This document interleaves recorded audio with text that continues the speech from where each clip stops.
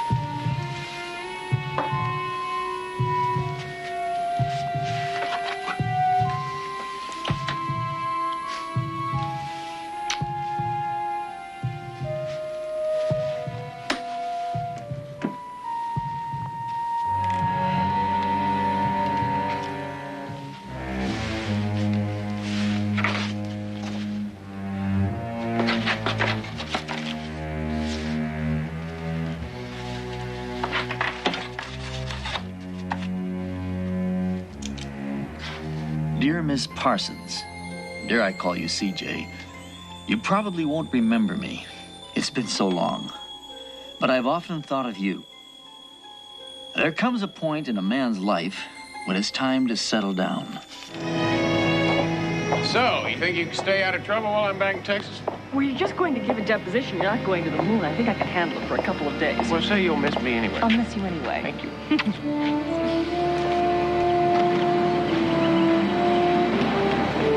I have been following your life and career. I've been with you in spirit, you might say. You are the success we always knew you'd be. A person of consequence who stands apart from the rest. Somewhat like myself, if I may be so modest. Do you believe in fate? I believe we have much to talk about. I hope my directness and candor doesn't embarrass you. It shouldn't. People like us should not be afraid to say the obvious or express our feelings.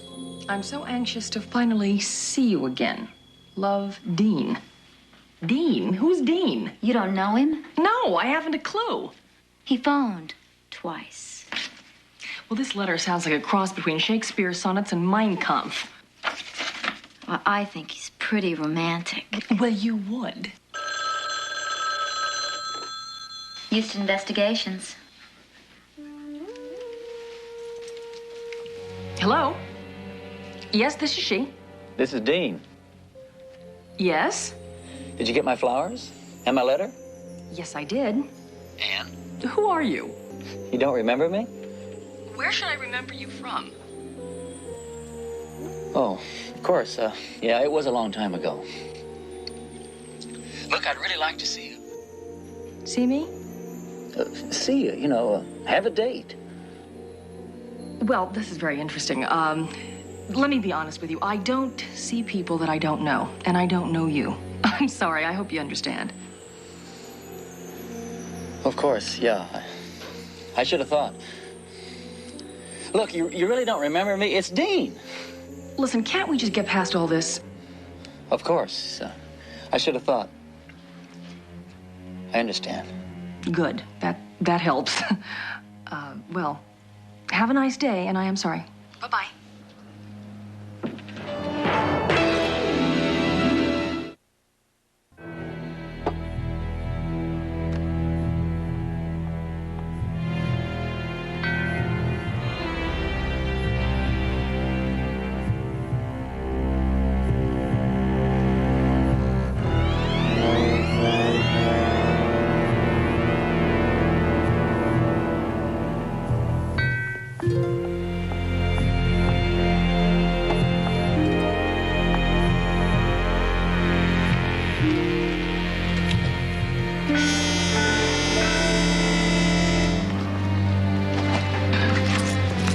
my checkbook. May I give you cash? Yes, ma'am. Okay. Must have left it in my other purse. Change. It's the darndest coincidence. Here I was shopping. Right in front of me it was. Your checkbook.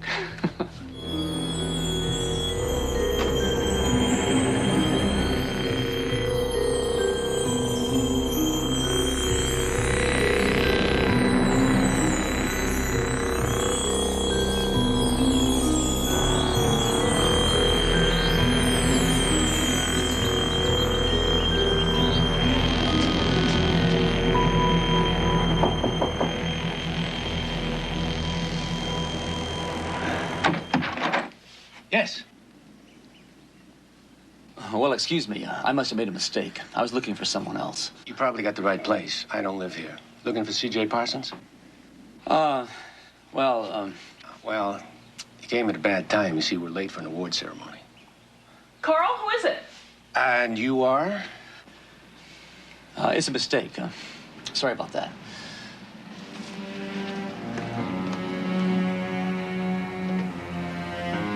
Well, frankly, my dear, he didn't give a name.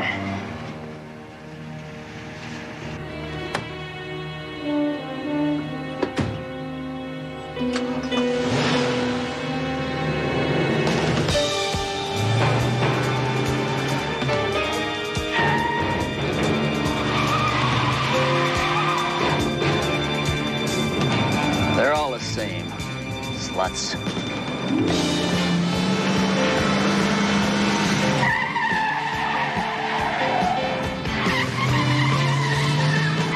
Alcohol, drugs, or fruitcake. Take your choice.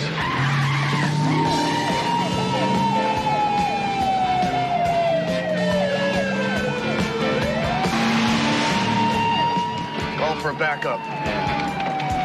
This is one Adam Baker. We're in pursuit of a green station wagon, license number 549, Baker, Adam, Kansas, going northbound on Division Street.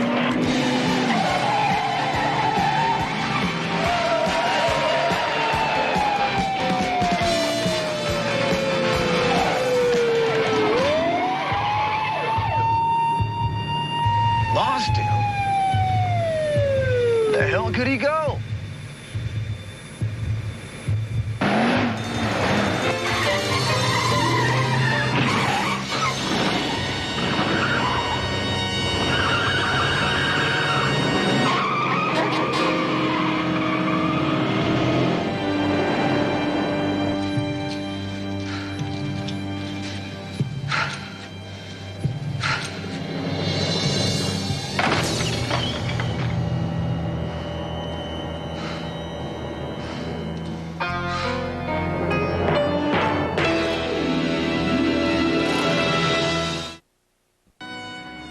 Houston Investigations. Chris, I've got to stay here in Houston a few more days. Anything important? No, there were 2 calls for you yesterday. Both business and both said they could wait. Well, if it's business, just let Murray handle it. I'm just basically checking in. But do tell CJ that I asked about her. I will. She'll be real sorry she missed you. Wait, she's just walking in. It's Houston. Tell me these are for you. I wish the card's for you. Hi. Well, hello back at you. What's this keeping banker's hours while the boss is away? Well, why not? Life's a little too full when you're around, pal. How's it going? Well, they're going all right. It's kind of a long night. Are you still giving your deposition? Yeah, there's somebody here from the DA's office typing it up now. Okay, what's your ETA?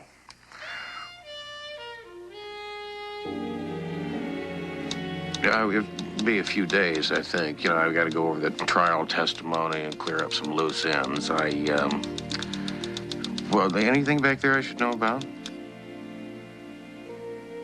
No. You just do what you have to do and get back as soon as you can. All right, you take care. You too. Bye.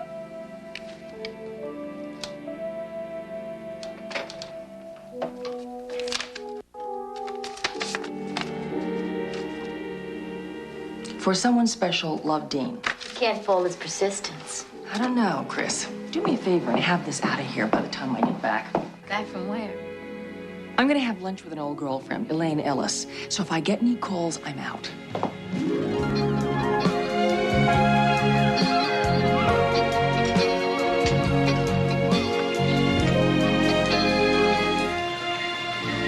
Now look at you. Woman of the Year, Vice President of Houston Industries. Most likely to succeed. We were right. You've aged very well, Ms. Parsons. So do both of us. It's Parsons. Yes, Paul. Telephone. Oh, thank you. Yes, Chris. I tried to call you at the office, but I guess I missed you.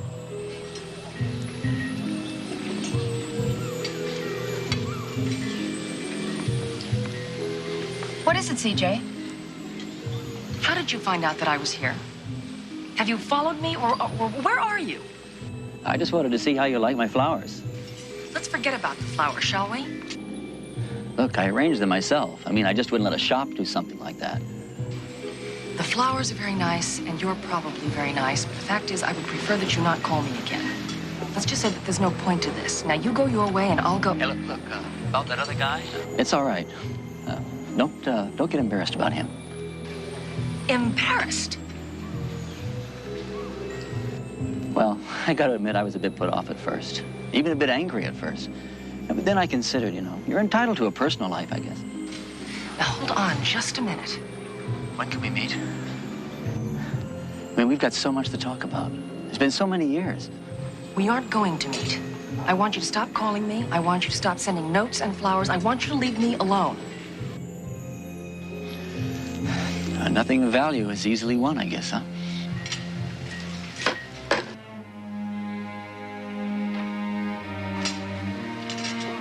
Who was it? CJ? I know who he is.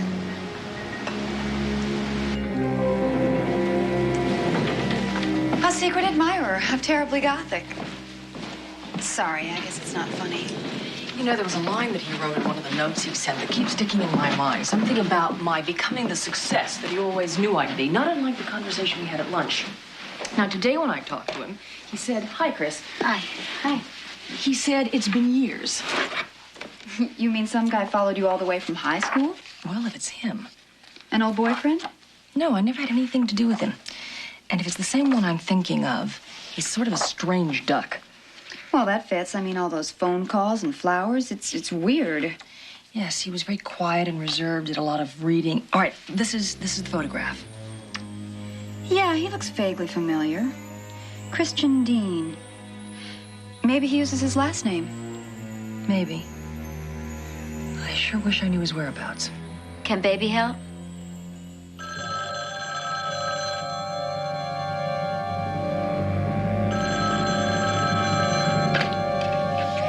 That's enough. Leave me alone. CJ?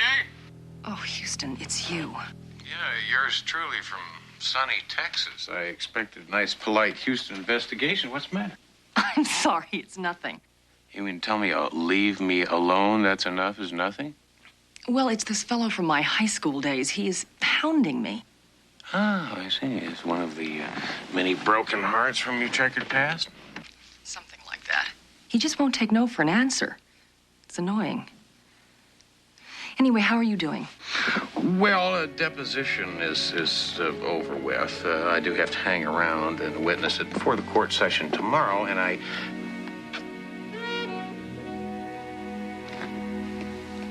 should be able to fly back after that.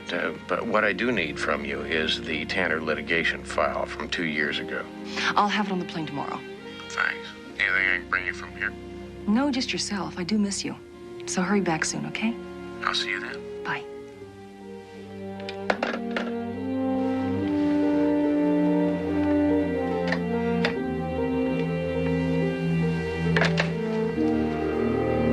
Yes, operator, need Los Angeles, number 4, 2 Mean Malone bodyguard service.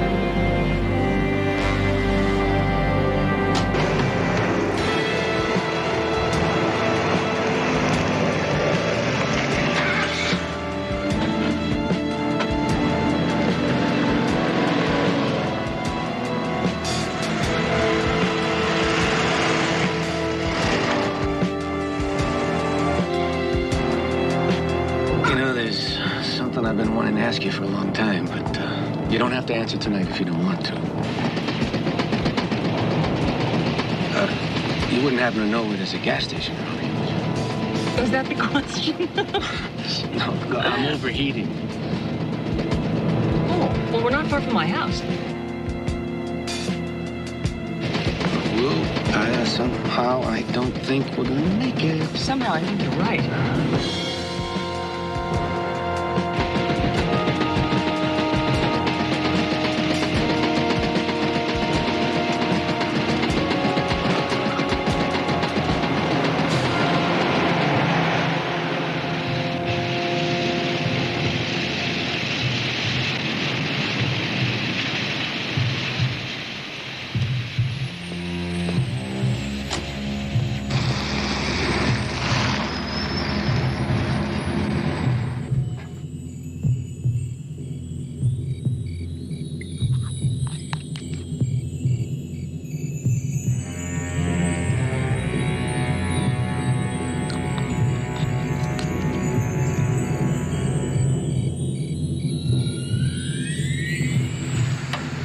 Suppose a hairpin would help.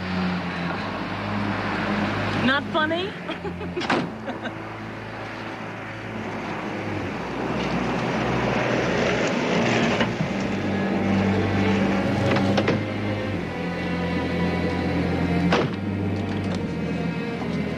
trouble? Too mean. Hi, Carl. You believe this? Too mean, what are you doing here? I got a call from Houston late this afternoon. He thought you might be hassled, so he told me to keep an eye on you, so I followed you. What? I don't want to be followed. I don't want to be followed either. So you'd rather see me at the unemployment line? I mean, Houston's paying the freight for this, $200 a day plus expenses. So let me follow you. It's breaking my heart.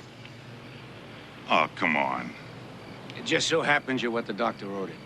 Can you give the lady a lift home? You bet. Oh, you're not going to come with me? And leave this car here? Surely you jest. Look, you call the automobile club. I'll be along later, and maybe you can make some coffee? Well, if you play your cards right, there'll be a brandy waiting with it. So you see what a good idea it was for me to be following you? Terrific.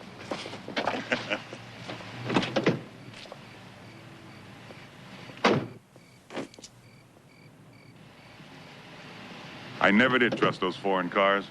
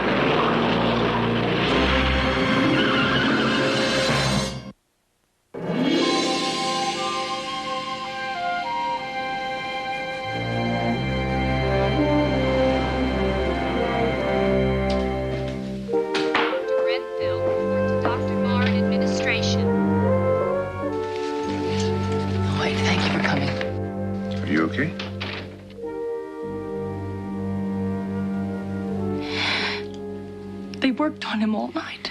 They couldn't save him. Your people said it was a hit-and-run accident. Because that's what it was. He was murdered. They told me your story about secret lover or whatever it was. Hoyt, he called and he called. He sent flowers. My wife should be so lucky. CJ, when I heard it was you, I asked them to double-check the scene. Now, from the skid marks, it looks like someone tried to stop, hit their brakes, and slid into Carl. They were drunk, or maybe scared. In any case, they kept going. But there was no evidence whatsoever of murder. Why am I going crazy, or has this guy got me so rattled with Houston out of... I tell you what I'll do. I'll talk to this guy.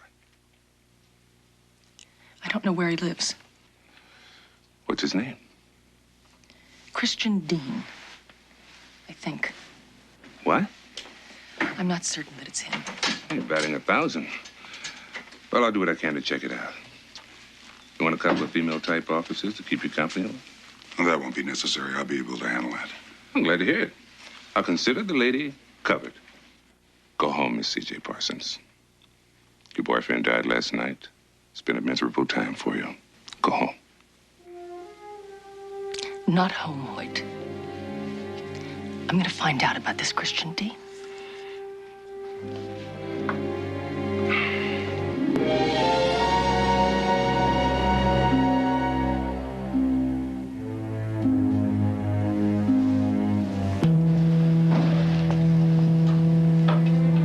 Christian Dean is a genius of sorts. Maybe finds perfect scores on college aptitude tests. IQ guesstimated conservatively at 160. And what's his tolerance for pain?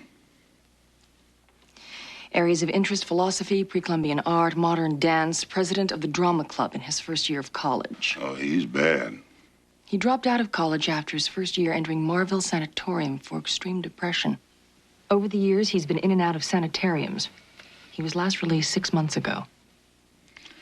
Well, just tell me where I can get a hold of him so I can ask him about doing in your boyfriend. Too mean. I want you to work with Hoyt on this. At least I can guarantee you he won't bother you anymore. Sorensen's. Yes? CJ? It's you again. Sure. Why wouldn't it be? No reason. If I sound a little off today, it's because a friend of mine had an accident. Oh, well, I'm sorry to hear that. Yes, it was very tragic. But these things happen. Christian. Wait, you do remember who I am? Yes, I remember you from school. You liked people to use your last name. Well, it was a philosophical statement. Listen, now that you remember who I am, can we have lunch? There's a place at the marina that I could take you to. Oh, that'd be great.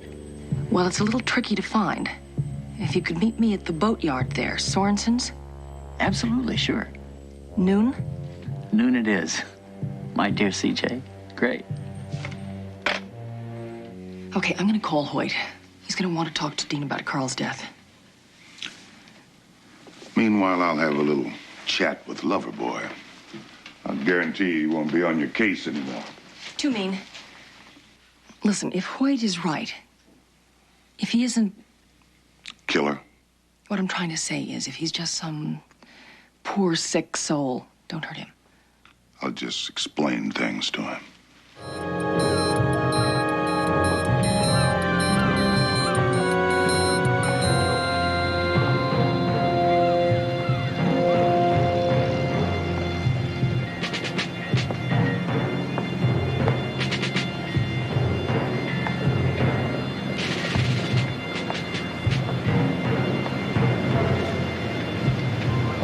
Christian Dean.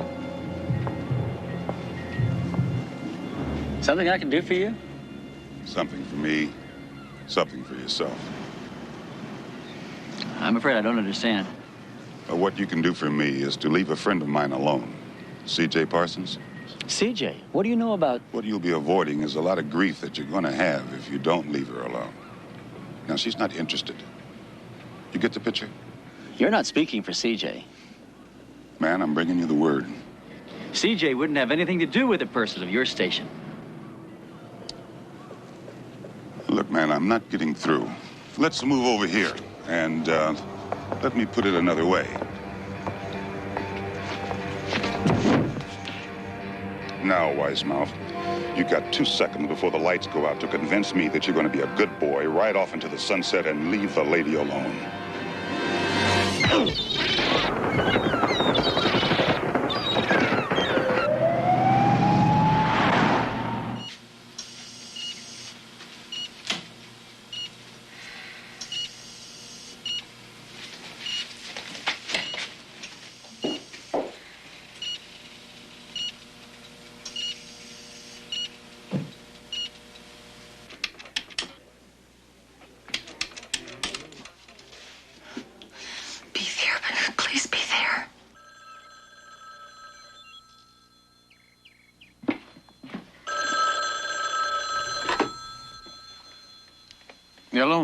Houston?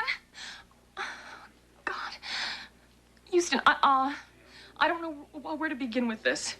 Well, CJ, just slow down. What's the matter? Two-Mean is in the hospital. The man who's been calling me, he did it. And he killed Carl, Houston. He killed Carl. Carl is dead. Take it easy. I'm on my way, all right?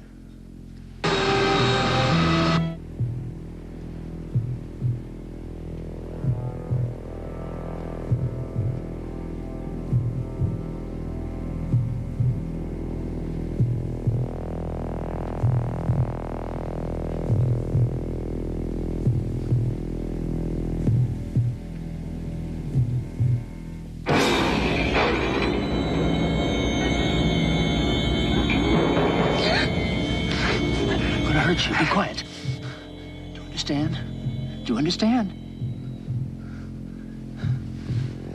I just want to be with you. Those other friends of yours, they're just getting in the way, that's all. I'd never hurt you. just want to hold you, be with you. That's all. Have you?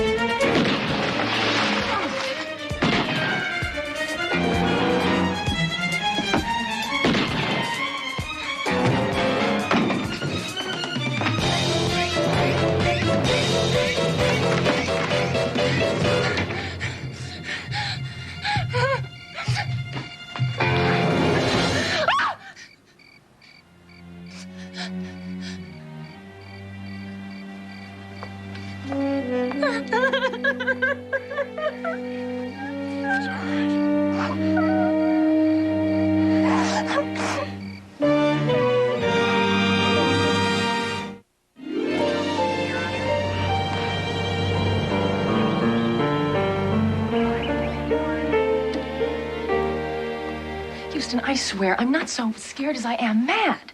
For this guy to be driving me out of my home, out of the city, for God's sake. Just call it a couple of vacation days, all right? At my place in Pinewood. Now, is that such tough duty, huh? Now, come on, it'll make me feel better that you're safe there.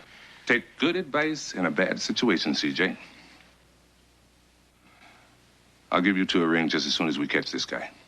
In any case, CJ, I'll be here. Here? I thought you were going to look after the lady. She rebuffed him, Hoyt. She shot at the man, got him very mad. Yeah, he's going to show up back here, and I'll be waiting for him. Houston, this is police business. So when did you come to that conclusion, huh? I mean, when he killed Carl, when he put Toomey in the hospital, or is this just a result from last night's little escapade, huh? Would you guys knock it off? I plead guilty. If I'd listened to CJ in the first place, we'd have had the guy, but I didn't. That's because I have 10 fingers and 10 toes, and I'm human. On the other hand, I did check out her boyfriend's car. I did find out she was right. And if Toomey hadn't taken matters into his own hands, we'd have had him. Hoyt, this is ancient history, isn't it? You're right. Houston's right. He'll find his way back here if we don't find him first. Now, the man is from out of town. He's got to hang his hat somewhere. I mean, we'll check the hotels and the motels. We'll get him. Meantime, you ought adios, huh? Mark! Yes, sir? I hope you like the mountains. I want you to be Miss Parsons' shadow for the next little while, okay? I like the mountains fine. Hi, nice to meet you. Nice to meet you. Oh, I'm sorry. I will. Okay. Bye. Thank you.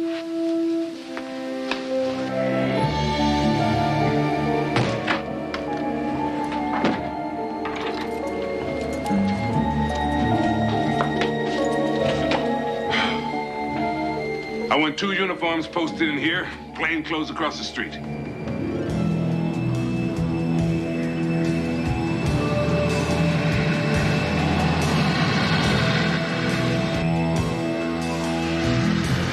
This could be something. I can't make out the man behind the wheel, but CJ did say that she thought he was driving a rental car. Just let him get a little closer. We have a possible ID on suspect vehicle. Let him come in.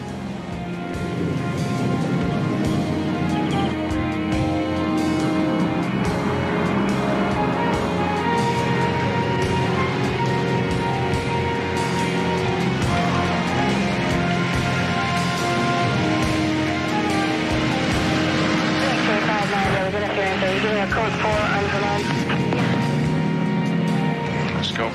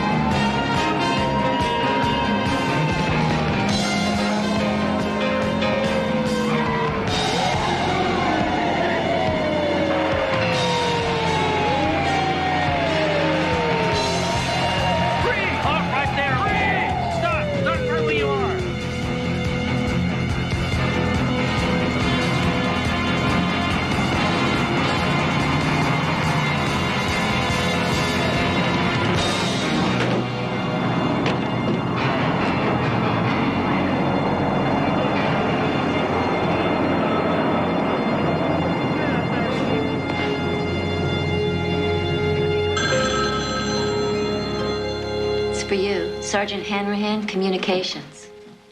Hello? Yes, I need to know the whereabouts of Miss Parsons at once for additional security, please. Oh, Miss Parsons up at Pinewood, at Matt Houston's place on Overlook Drive. What's the number? 1217. 1217.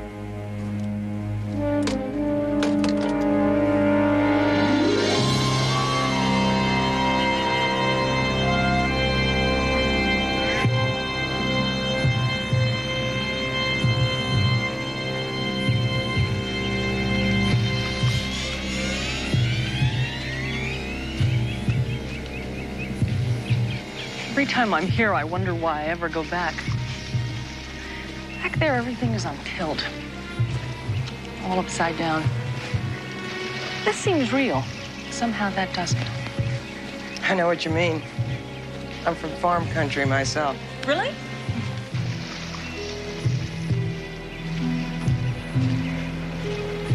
But you used to have poles and fishing stuff up at the cabin? Oh, sure. This lake is full of trout. Sounds like dinner to me. If you're game. You know something? You got a good idea. I tell you what, why don't you look for a spot and I'll get the poles? Trout dinner coming up. Yeah.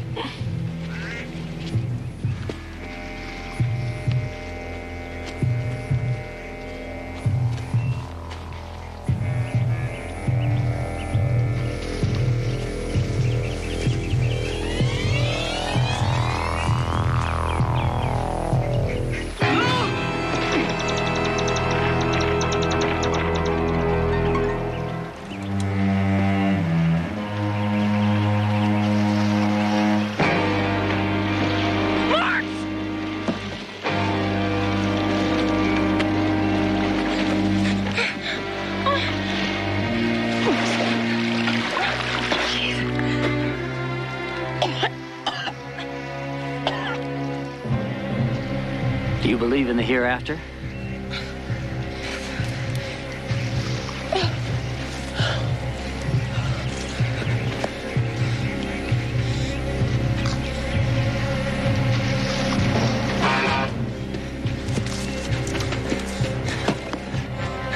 You know, the world is sick.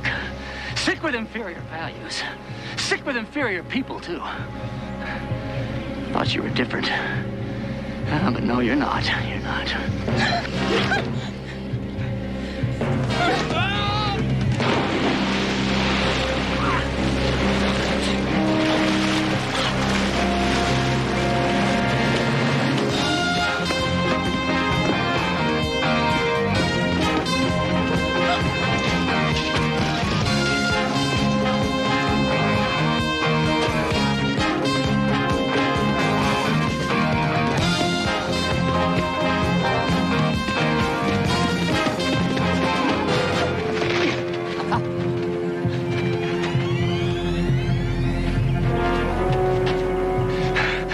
Can't be what you aren't. And when you come back, you'll be better, because you'll be with me.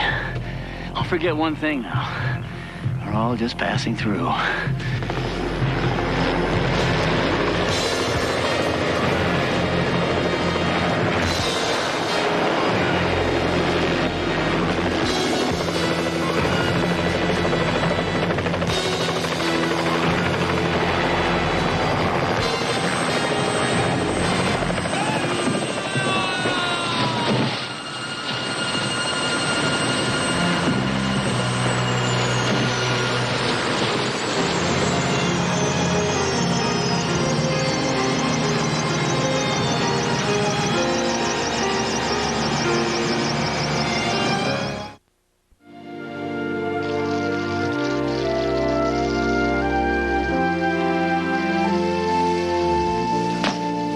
Don't mind if I do. Oh, well, help yourself. Here, you earned it. A glass of wine for a stabbing, a jacket full of holes, and a stay in the hospital? I'd probably have to get hit by a freight train before I'd get a steak dinner out of you. Not true, Toomey. If you will notice the number of steaks on this grill. Eeny, meeny, miny. Where's Mo? Mo. Well, Mo's number 3. That's this one right here. It's yours. Well, I see Chris's and mine. What are you having? I'm not going to eat. CJ, I've got to rush off. When I got your phone call, I left Texas in a hurry. Houston, I thought you finished that deposition. I didn't say that I didn't finish the deposition. I merely said that I had some unfinished business. Business. Good business.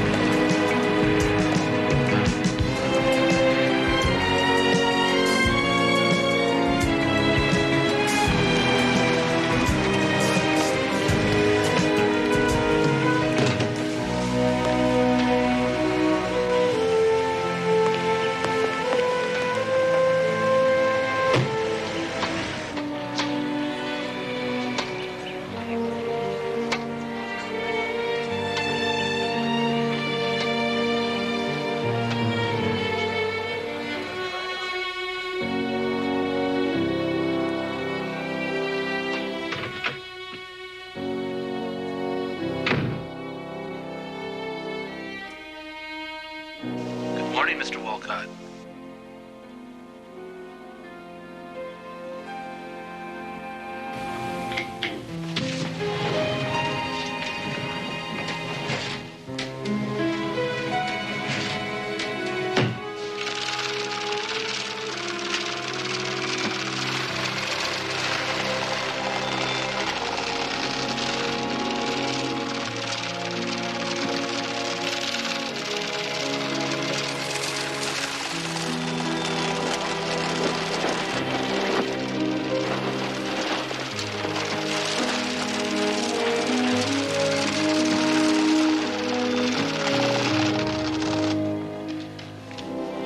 Nice to see you, Jack. Thank you, Mr. Logan. You booked on the 5 o'clock to Nassau. A friendly neighborhood banker expects you first thing in the morning. Take the airport shuttle from the Westlake Plaza Hotel. Yes, sir.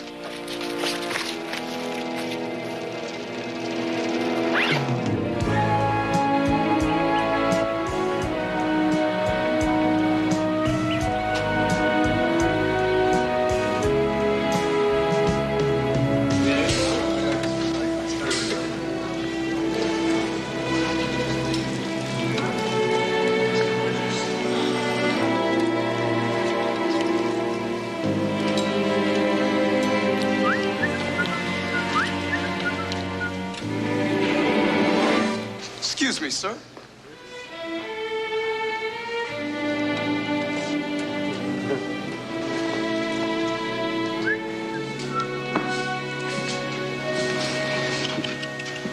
You should be ashamed of yourself.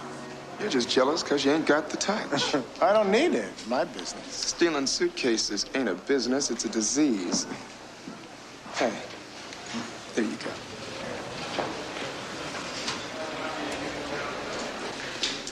Tourists? I grabbed their bags. I got nothing but Mickey Mouse ears and a map to the Stars home. But he, on the other hand, is just what the doctor ordered. Hi-ho, hi-ho. It's off to work I go.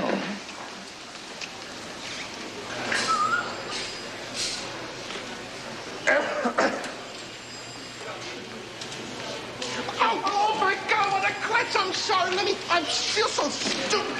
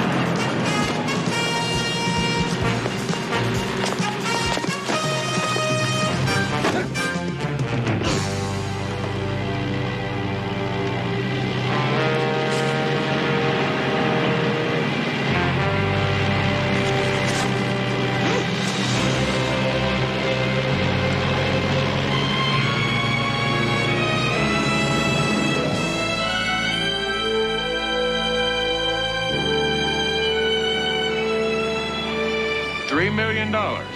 Only one kind of person carries that much money around. The wrong kind. When I saw all that green, if I had any sense, I would have thrown it right back. But I didn't realize what I'd done until it was too late. And as soon as they figure out it was me that stole the bag, I'm going to be sharing the trunk of a car with a spare tire. Farley, if you need protection, why don't you just go to the police? Police? I'm a thief, man. A 3-time loser. Cops won't help me. What makes you think Houston will? Oh, my last cellmate, Jonas Kirby. He told me how you helped clear him on a couple of bad raps. Jonas said you were a real straight guy.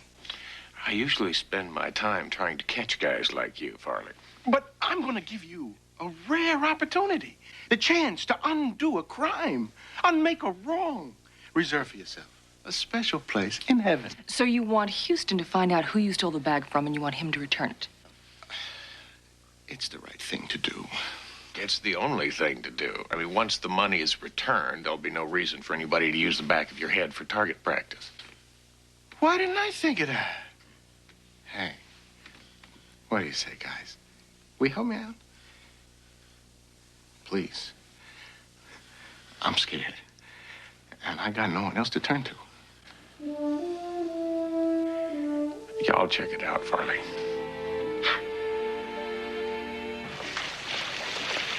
Jack. Thanks for seeing me, Mr. Logan. Don't be silly, Jack. I've always got time for my piece. Well, after what happened this morning, Hey. Been together a long time, Jack. So believe me when I tell you that this one mistake won't erase all your years of valuable service. Thank you, Mr. Logan. You make plenty of money, Jack. Loyal, dedicated people are much harder to find. Go home, relax. We'll have another shipment for you in a couple of days. Yes, sir. And thanks again.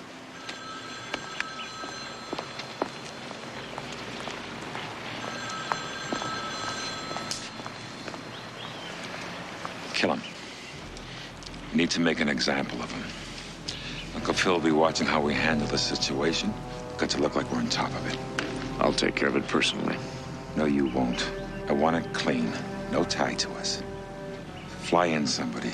The best. Name's Logan. Mick Logan. Mick Logan as in society page Mick Logan? Mick Logan as in big-time businessman Mick Logan? That's what I heard on the street. The question is, why would he be tied to $3 million in cash? A question I'm sure the police would like to ask, especially since Mick Logan's uncle is Uncle Phil Logan, as in syndicate boss Phil Logan. Doing his uncle a favor, no doubt. That sounds like it. But nobody's really ever been able to tie Mick Logan to the mob before. He's always been considered the white sheep of the family. Houston, you got to talk to Logan. Tell him he can have his money back. Convince him to leave me alone. You got to put the word out. Houston, telephone, a man named Logan. I already did. Houston. This is Mick Logan. I understand you have something that belongs to me. Well, actually, a friend of mine does. He'd like very much to return it. Why doesn't your friend talk to me himself? He's the shy type. Yeah, wants me to intercede. Listen, where can I meet you? The Crystal Club, 8 o'clock.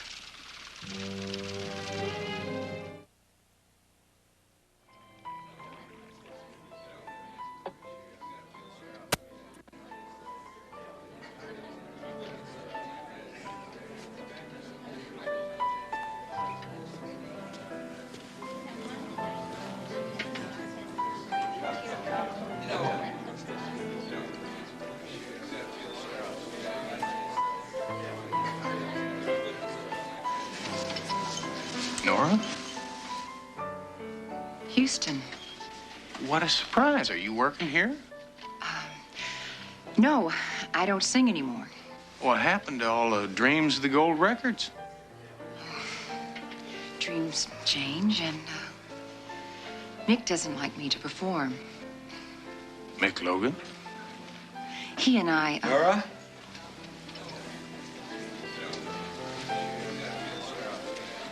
Do me a favor, darling, and disappear. So Mr. Houston and I can have a little chat. Sure thing, Mick. You know Nora, Mr. Houston? Well, I'm a fan mostly. I used to enjoy listening to her sing. Uh-huh.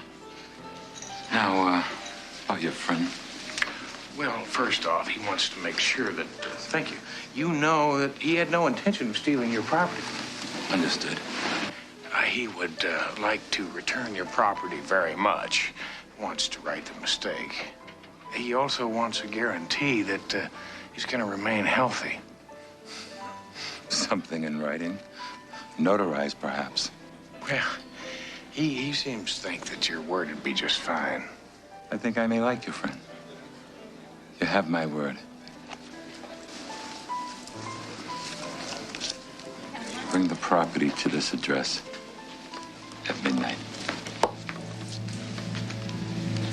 If you don't, you and your friend are both dead.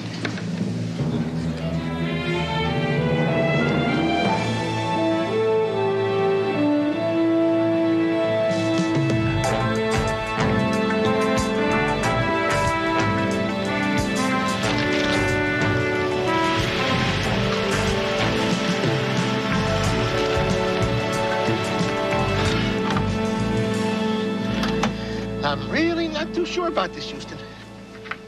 Look, Farley, you don't have to be here. You know that, don't you? You sure Logan was pleased when you said that I'd give back the money?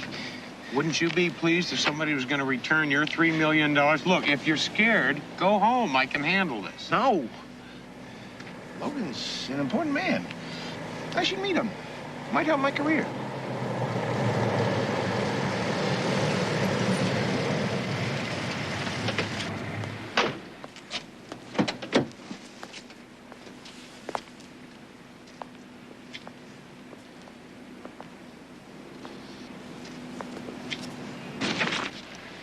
No, let me go.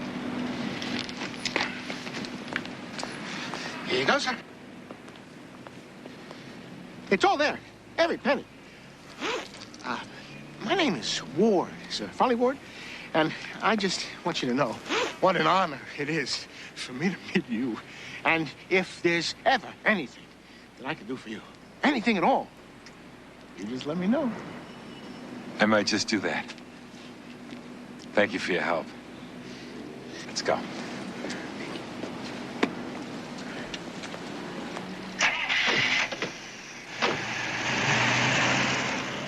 I think you like me. Come on.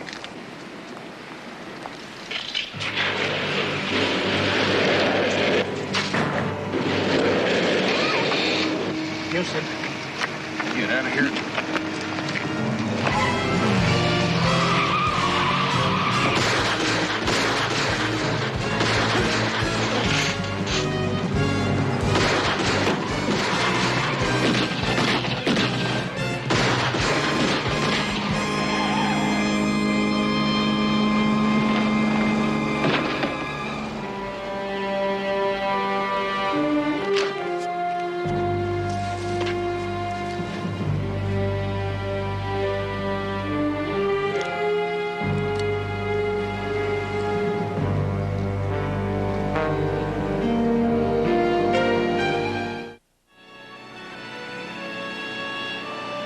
Houston, I am sorry, but there's nothing I can do.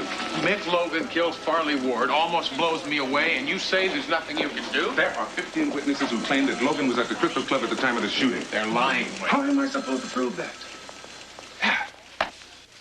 This is an x-ray of my stomach. See that spot there? It's a hole. My ulcer.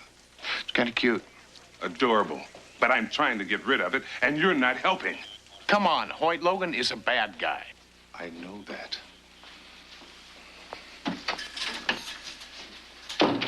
What I'm about to tell you is off the record. We've been working with the DA and the feds for over a year, watching Logan. We're convinced that he operates the mob's laundry, washing dirty money through foreign countries. So? So we think Logan has the mob's entire bank, only we've never been able to prove it. Every time we get close, the phone calls start. Saying, please leave poor Mr. Logan alone.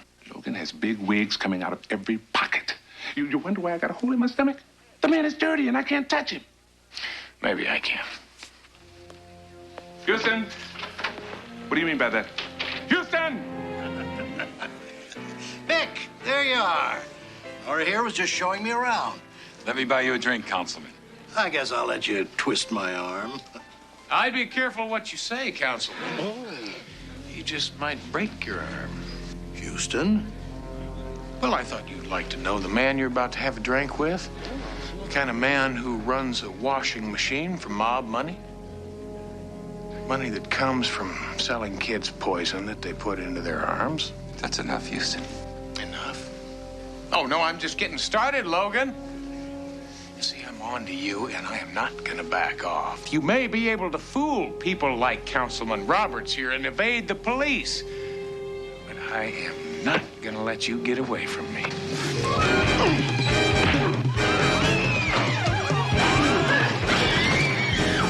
That's enough. Show Mr. Houston to his car. You're not gonna get away from me, Logan. I'm gonna bring you down hard, you hear me? Hard!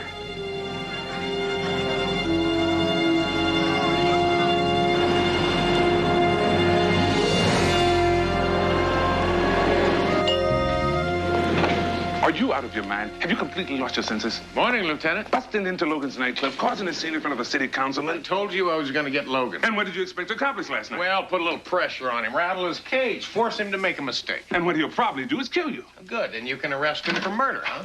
Don't eat that. Why? Because you're having breakfast with Vic Valentine. He's staying at the Mayfair Hotel. Have a bite.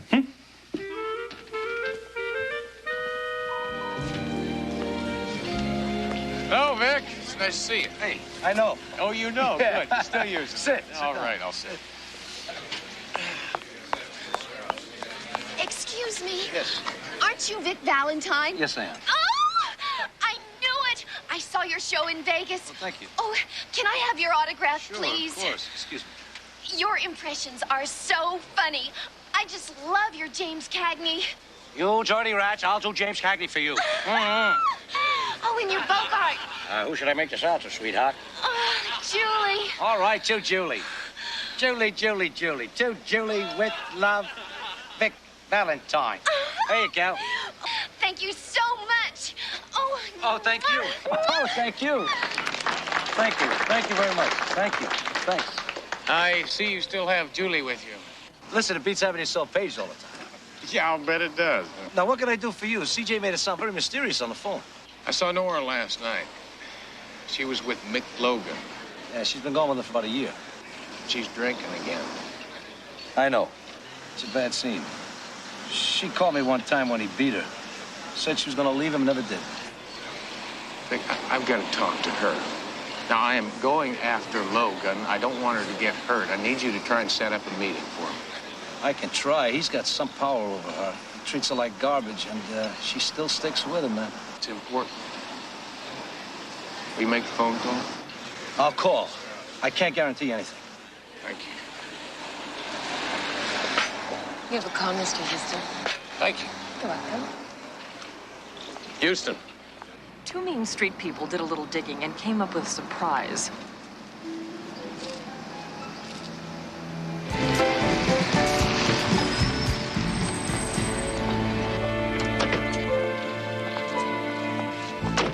Houston, this is Eli. He's a pickpocket. Oh, this is definitely my pleasure. Yeah, pleasure's mine. He was at the Westlake Plaza Hotel when Farley stole the loot. He got a real good look at the mark. Now, I didn't recognize him at first, but when word got out on the street about what was in the bag, all sorts of bells started going off. He knows the name of the courier. And CJ told me what a generous man you were when it came to information. I see. Now, since you've already taken my wallet, why don't you get what you need and give the rest back, huh? Well... That's good. What's the name of the courier? Walcott. Jack Walcott. Lives at 818 Greatland Street.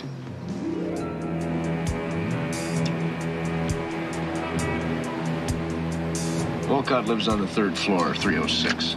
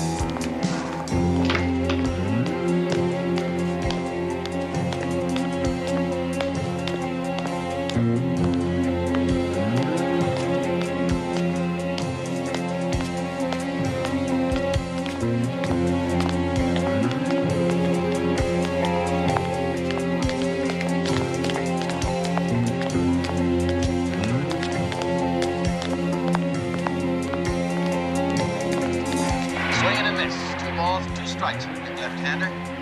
Harry likes to call that pitch a screwball, but it's really just a good sinker. Still, it's working today.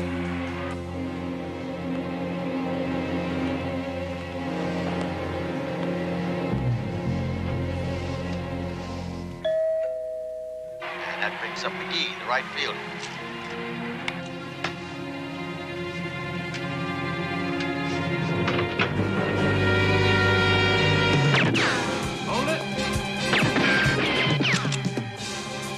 Phone and call Boyd.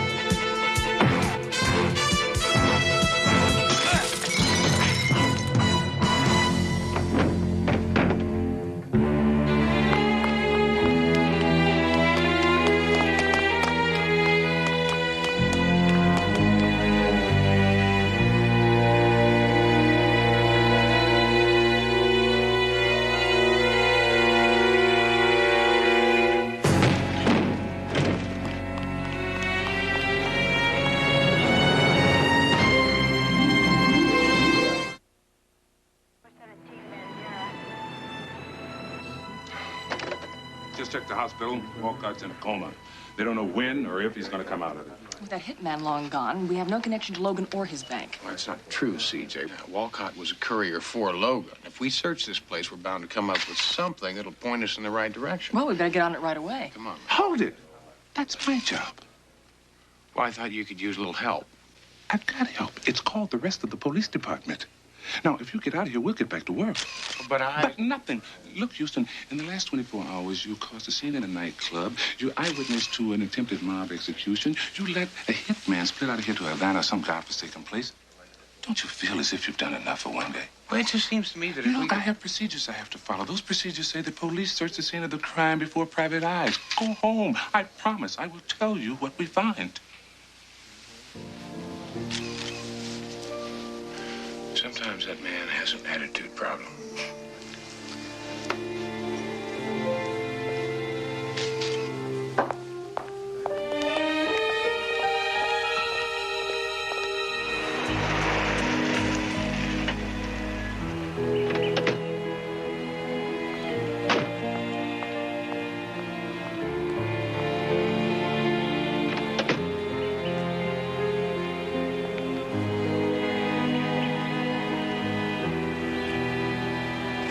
be back in a minute.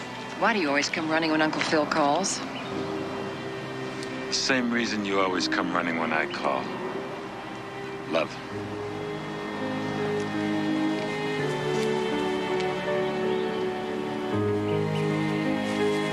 Uncle Phil, you never looked better. Thank you, Mickey. I'm disappointed in you, Mickey. You're doing so well. I had a few problems, but they're handled. A few problems. One of your couriers was robbed of $3 million. I got it back. And then you proceeded to restage the entire St. Valentine's Day massacre in some deserted gas station. I didn't want any witnesses who could tie me to the cash. But there was a witness, wasn't there, Mickey? Matt Houston. He got away. What is it with you and this Matt Houston guy? Some kind of a private war? I'll take care of Houston. Like you took care of him last night in that nightclub? I know all about it, Mickey. A public spectacle. I had no choice. He came in. There's always a choice. Mickey, don't you understand? Your value to the organization has always been your invisibility. Now, lately, you might as well be taking ads in the yellow pages. Uncle Phil, believe me, I'm sorry. All I can say is trust me, I'll get it all handled. I'm sorry, Mickey, but under the circumstances, it's too dangerous leaving the bank with you. So we're moving it to San Francisco temporarily. But Uncle Phil, you said... Mickey, this is no debate. The decision has been made. You move the cash to that warehouse at the airport tomorrow morning.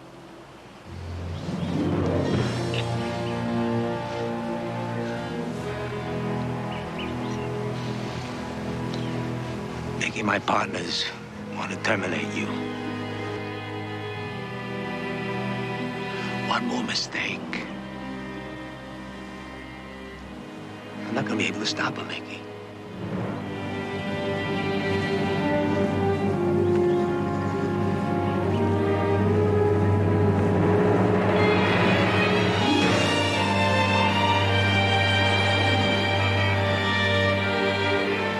Evening, Lieutenant. Houston, don't you ever give up. I'd like to know what you found in Wolcott's apartment. Lots of stuff, but nothing that spelled out the location of Logan's bank. Forensics is still working on it, and I won't know for sure until tomorrow. Do you mind if I drop by and see what they come up with? Would it do any good if I say no? No.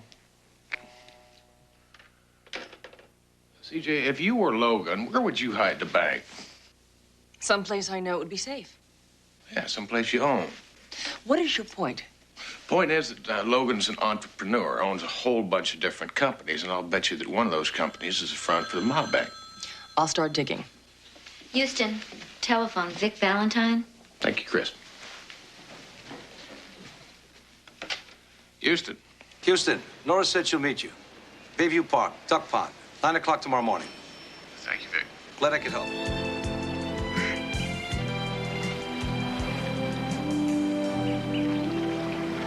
Hello, Houston. Nora?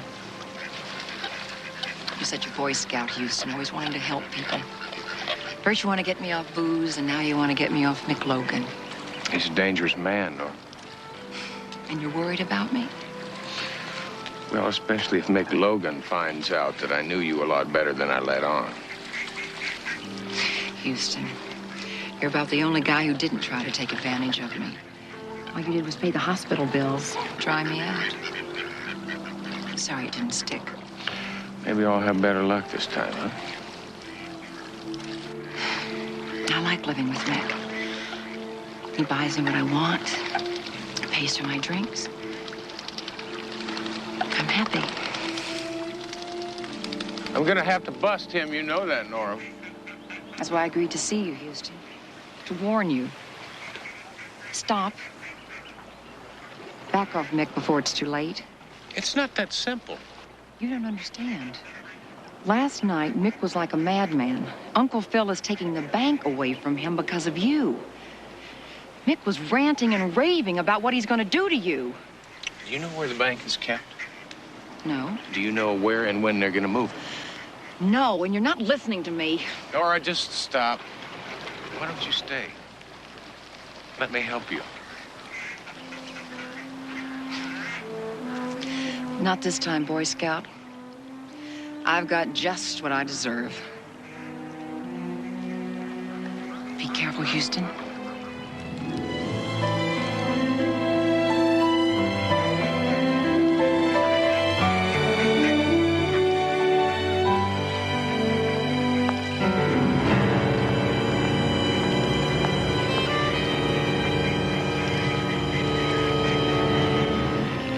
Don't you understand? We're running out of time. Now, if Logan moves the bank before we can find it, we may never catch it. I read you loud and clear, P.I., but that doesn't change the facts that there's nothing in Walcott's apartment that leads us to the bank's location. It's got to be in there, Hoyt. It's got to be. I'm telling you. No, thanks. I don't get ulcers. That's right.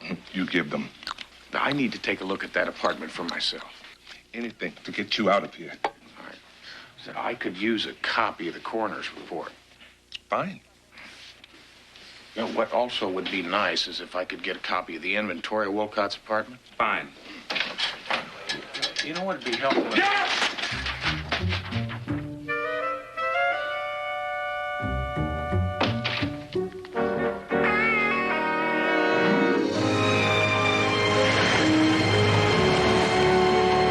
Jenny, talk to Jimmy, talk to Sal, but not me, okay? It's all arranged. The van will be at the tennis center tonight.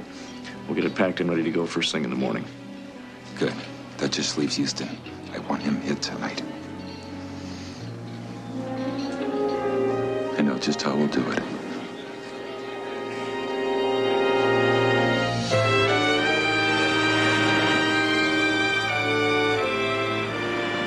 Nothing. Searched Wolcott's entire apartment, not a single thing, not a single clue. Okay, thank you. Houston, that was Vic Valentine. Nora called to say that it's urgent that she see you right away. She's at the West Fall Motel, room 105. And Houston... I know. I'll be careful. And CJ... I know. Keep digging. Thank you.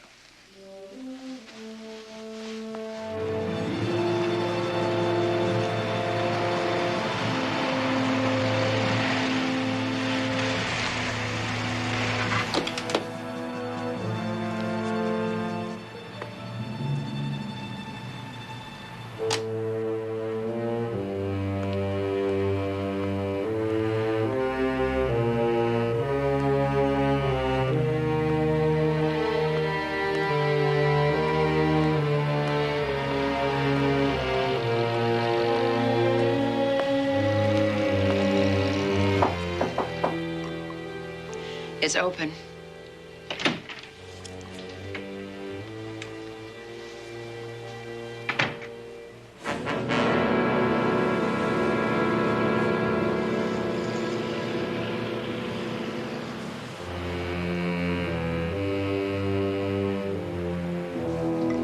Sure you don't want a drink? No, thanks. I'm just fine. I found out when Mick is moving the bank. I overheard one of the club members talking. What do you mean, club members? Mick's couriers, they call themselves club members. He said the bank is being moved in the morning. That's all I could find out. I'm sorry. You all right? I was followed to the park. Mick knows I met you. Let me get you a doctor.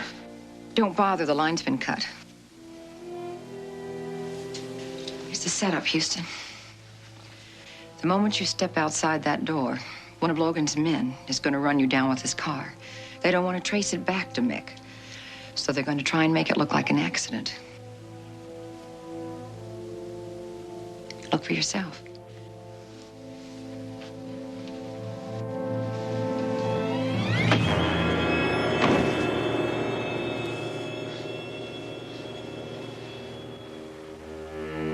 I couldn't set you up, Boy Scout. You're the only one who ever really cared.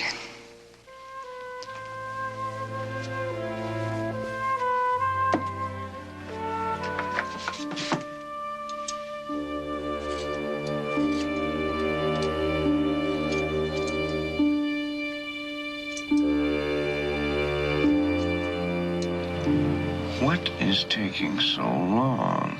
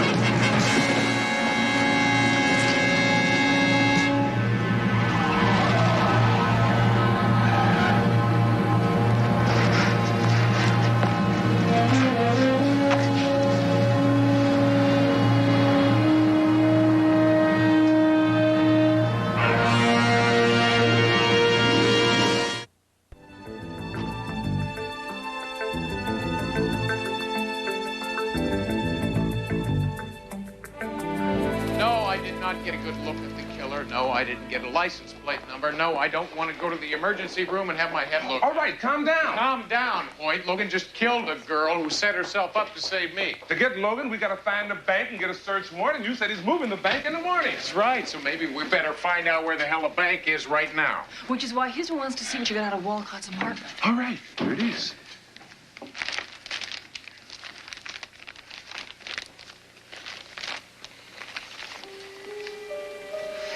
CJ, one of the companies that Logan owns would happen to be the Marlboro Tennis Center? Yes, as a matter of fact, it is. Nora had the answer, and she never even knew it. What are you talking about? Nora told me that all the couriers were called club members. These matches were found in Walcott's apartment. And the bag that Farley stole was usually used to carry tennis equipment. I think you just might get your search warrant.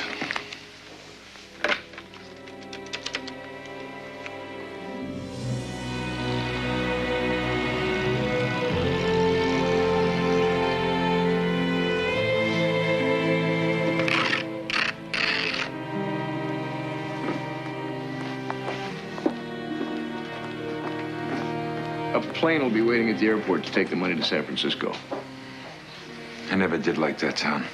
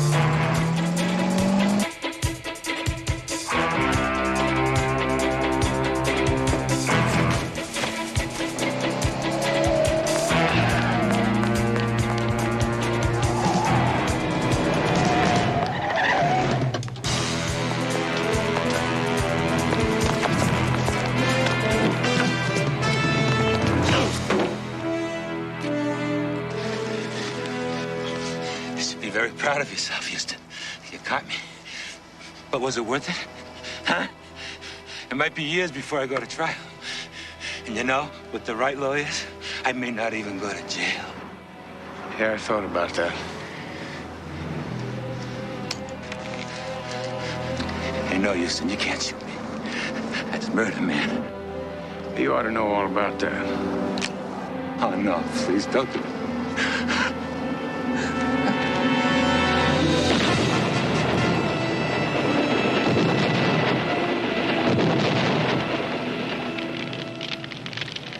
court system moves very slowly. That's the way we dispense justice. I have sneaking suspicion that when Uncle Phil finds out what happened to his money, he's going to dispense some justice in his own way.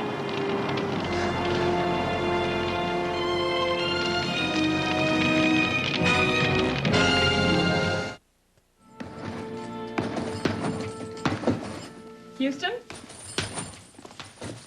I just got a call from Hoyt. Looks like you're not going to have to spend too much time in a courtroom. Well, that's what I figured. Why don't you go ahead and make it official? The DA's people wanted to subpoena your mobster friend, Mick Logan. They can't find him. He's on the missing list. And the word is he is not on vacation in Hawaii. No, he's on a permanent vacation. Someplace much hotter. So, Jock went up for the good guys, huh? Balance sheets even. Why do I feel like hell? Logan was a rotten man. I turned the tables on him. I turned his own people against him, and they burned him. Hooray. Well, I don't know if you like celebrating.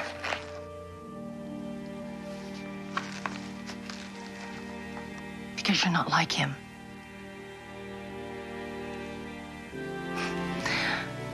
Come on, I'll take you to dinner. My treat. Thank you. You give me a minute and I'll get showered.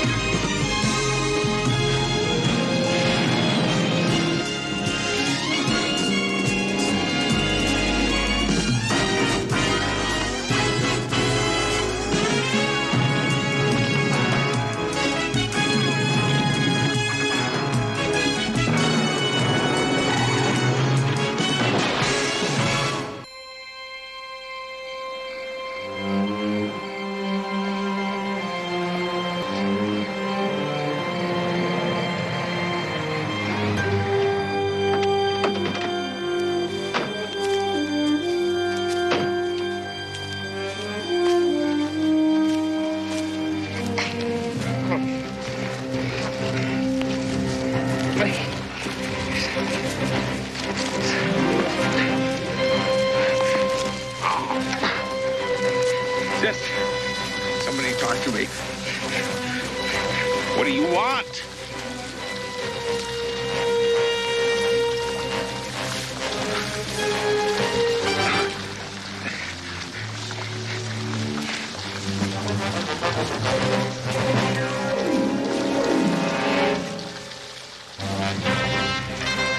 Why won't you talk to me? Enough. Just tell me, who are you, huh?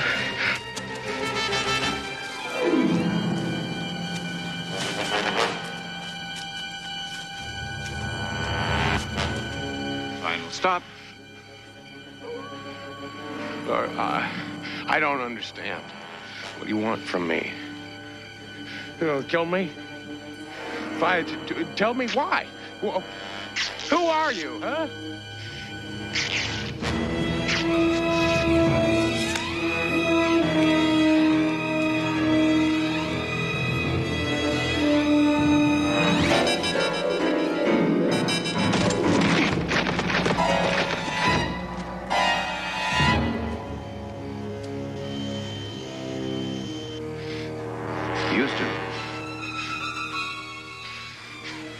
Veronica says goodbye.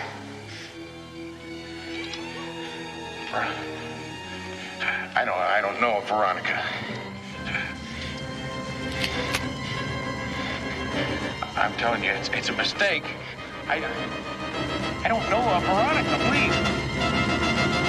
For God's sake, no!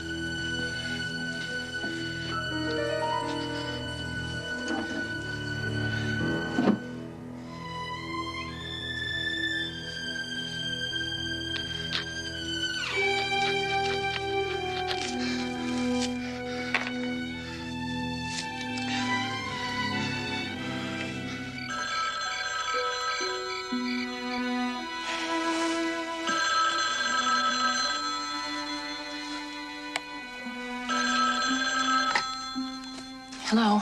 CJ? Houston? Is that you? Yeah, it's me. At least I think it's me. Houston? I've been so scared when nobody could find you and all that time not hearing from you. What do you mean, all that time not hearing from me? Houston, you disappeared 1 month ago yesterday. A month? So what you're telling me is that 30 days out of my life just disappeared like stepping in and out of the Twilight Zone? The last time anyone saw you was 31 days ago. Houston, it was 7 o'clock in the evening when I left the office to go have dinner. Now, you were packing to go to the airport because you had a 9 o'clock flight to Honolulu. Only you never made it to the airport. The plane left without you. Your car was still in the garage. You just disappeared. Look, you know, I just remember pieces. I remember a man with a gun pointing it at me. And the flash. I remember thinking I was going to die. Houston, what else?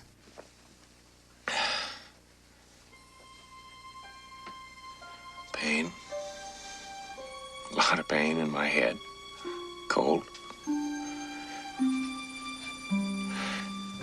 I remember going for a ride in a car.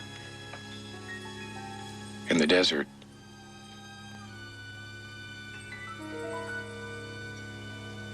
The man with the gun said, Veronica says goodbye. Who's Veronica? I don't know. Look, I think I can find the place that they took me in the desert car. Houston, get some rest first. Look, this is a nightmare, CJ. I can't rest. I am not going to be able to rest until I find out what the hell's going on. Let's go. I think I can find the place, all right?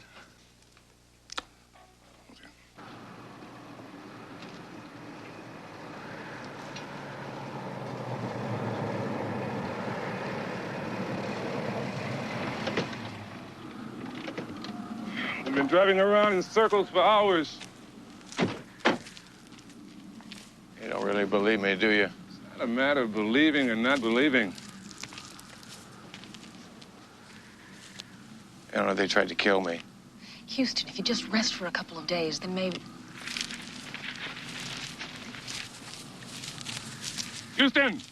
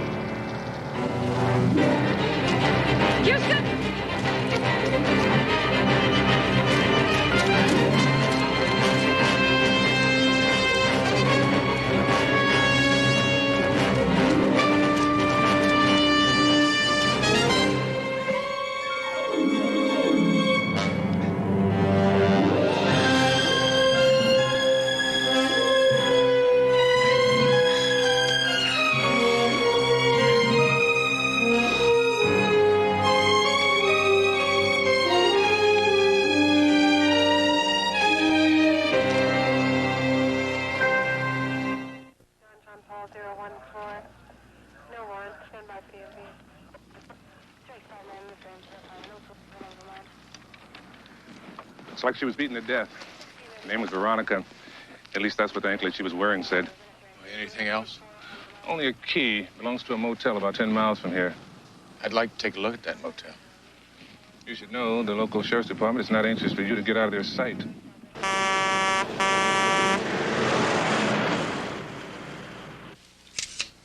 There was always fighting, you know. Either that or partying. Look at this mess. Huh? 3 weeks. Fighting, partying, he beating her up, them making up, then they're partying. She was some sexy dame. The man she was with, her husband? You know, I think she liked getting knocked around by him. They say they don't, but most women do. Could you identify the man? Identify him? That's easy. That's him right there. You're lying. You're saying I'm lying? Yeah, I mean, I've never been here before. I've certainly never seen this creep before. Oh, that's a laugh. Who are you calling a creep? At least I don't beat my women. Houston, I thought you said you didn't know where you'd been the last month. Big guy. She was always calling him big guy. And he called her Tweety. My little Tweety pie. Pow! The whole thing's a setup. Mr. Houston, I'd like to advise you as to your rights. You have the rights to remain silent. If you wish not to remain silent... I know what my rights are. I'm Mr. Houston's lawyer. I represent him. Shut up, sweet cheeks. No need to take that tone of voice. I can speak for Mr. Houston and Miss Parsons. Who asked you? You're out of your jurisdiction here, cop. All right. Cuff him up. Houston!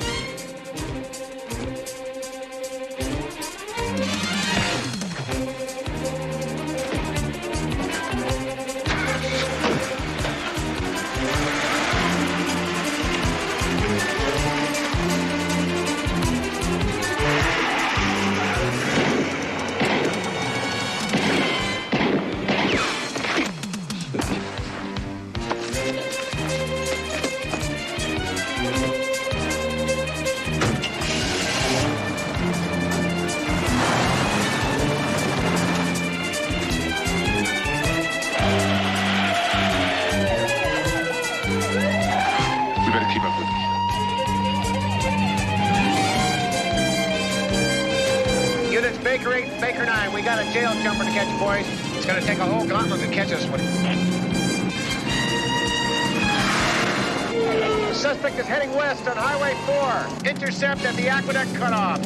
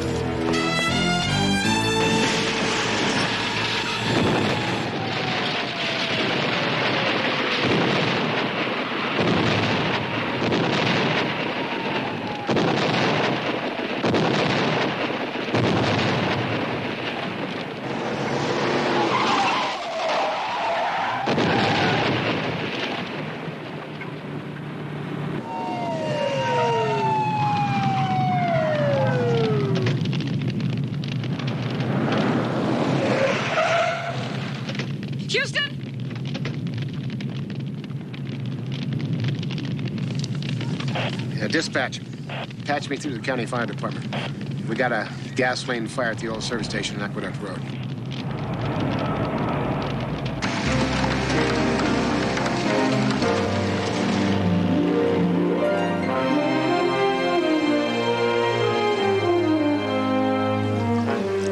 Thank you, Leon. I'd like to place a person-to-person call to Houston, Texas. My name is Truman Masters. The party I'm calling is Mr. Elgin Cody. Yeah, operator, I'll take the call. Yeah, Truman? Yeah, I picked up this morning's LAP. Well, it seems our Mr. Houston's the most elusive fellow. In fact, he's put us ahead of schedule. Well, you know me, Truman. I always like to start the day with a smile. But he can't do anything, and even if he tries, he'll only help you all the more. I'll keep in touch.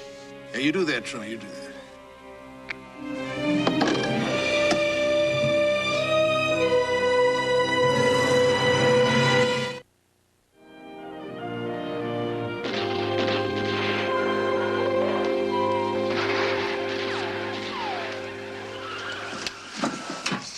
Balcony, no less. You can almost see the screen. Well, CJ, when you're a wanted man, you sacrifice front row center for a little anonymity. Well, you now have wheels. The brown convertible in the parking lot. Whose are they? Girlfriend of mine. And here's $300 cash. I'll get you more when the bank's open in the morning. How much do you think you're going to need? Probably a couple of thousand. I'm going to be out in the cold for a little while. Houston, on the phone, you said you thought you knew who set up the frame. The more I think about it, the more I'm sure, CJ. Elgin Cody. Well, he has the time. He has the money. Oh, my God, Houston. He also has the need. This week, he finally goes to trial. That's right, CJ. Now, if he discredits me as a witness, I'm a fugitive wanted for murder. And he goes free for everything. For trying to take over Houston Industries, for hiring that double to impersonate you, for killing that plastic surgeon, and for killing that other man. Yeah, that other man. CJ, it's a damn good frame. I mean, how am I going to prove that I didn't live, love, and beat up that poor girl in the hotel? Unit 6, Adam 4. Hey, it's a damn good frame. I don't even know where I've been. Proceed at maximum. And it's a little scary. Come on, let's go.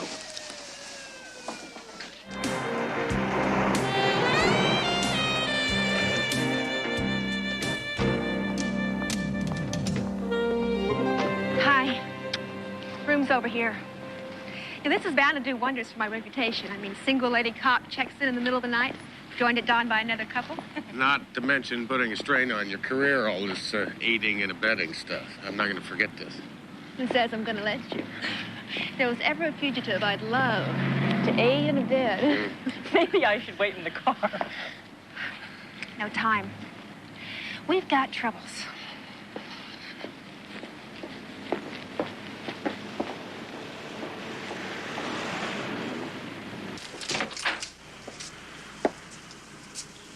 That chief witness against Houston, Sleazeball? Mr. Monty Parks, manager of the Desert Motel. Well, he made a formal statement in the district attorney's office yesterday afternoon, signed and notarized. All that proves is that the man can lie under oath. What we got to do is figure out a way to shake up his story a little bit. Problem is, we're not going to have that chance. 5 minutes after he made the statement, he dropped dead of a heart attack on the courthouse steps. The noose tightens. Right. Houston, I've been thinking about this hypnosis thing. I'm trained, and I'm good, and I've helped a lot of victims and witnesses recall details of crimes through hypnosis. But this going into your mind, find out what happened to you the last 30 days. It's going to be scary for you. In what way? Well, whoever framed Houston... I think that it was Elgin Cody. That man down in Texas? Yeah, that's the one. Well, the point is, if Cody is behind it, or who's ever behind it, he's hired himself one hell of a specialist. He's taken 30 days out of your life, Houston. And who knows what else he's done while he's been playing around with your gray matter. You trying to tell me that they planted little bombs inside my head with triggers in the subconscious? I mean, I know it's been done before, but it's just rumors. The Manchurian Candidate, 1962. Frank Sinatra and Lawrence Harvey. Mind control. The Russians have been experimenting with it for years, and we're not far behind. So what you're saying is, if one of those little bombs was triggered, it could set off any one of 100 different responses. To tell the truth, Houston, if we do set off one of those bombs or triggers, or whatever you want to call them, the only thing that CJ and I can do after that is to buy ourselves a couple of watering cans and water you every day just like we would any other vegetable.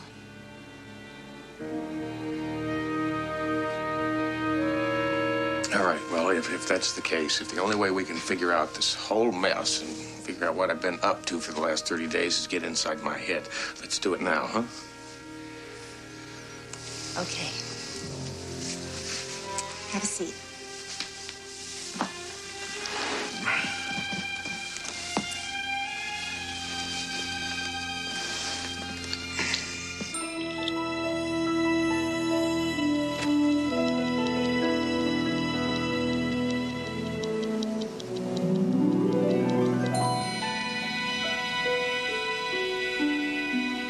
You're drifting deeper and deeper into sleep. Houston? Yeah. You're very relaxed and comfortable, and you're feeling good. Now, I want to take you back to a day about a month ago.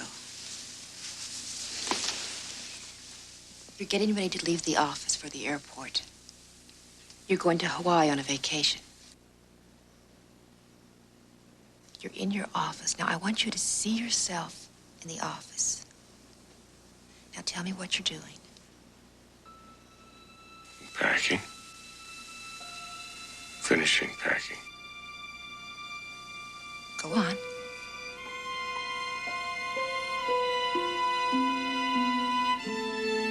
I'm moving to the elevator. Waiting for her. The elevator is coming up. You wait for the doors to open. The doors open. You enter.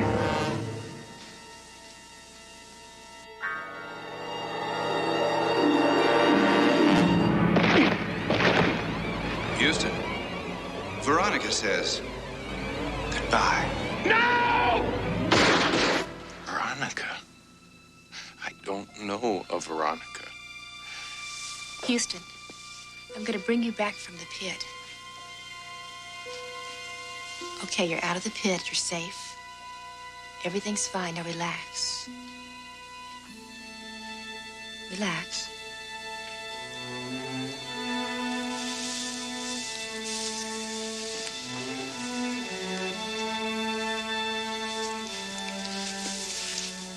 In real life, did Houston ever have a traumatic experience like this? Well, yes, he did. As you know, his father was a very wealthy man. And when he was just a very little boy, he was kidnapped and held for ransom for several days. The men who did it tormented him. One of them held a gun at his head and repeatedly threatened to kill him. He had nightmares about it for many years.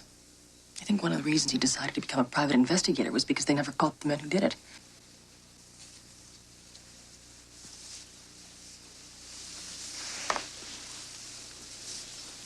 Houston, when you were a boy, you had a terrifying experience. You were kidnapped, and you were told you were going to die. Now, the men who held you could be using that fear to control you. You're going to have to fight to overcome the fear. Now, I know it's not going to be easy, but will you try? Yes. It's the night you're going to Hawaii. You're waiting for the elevator. What happens next? I'm waiting for the elevator. The doors are opening. 3 men in the elevator. Spraying something in my face. I can't move. I'm falling. It's dark. black. They're a big room. Gold.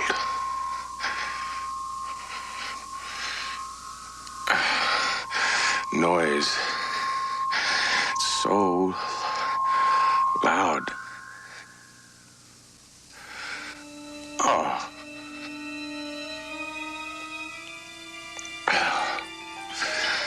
Pain. Time to go on another trip, Matlock. Time to die again.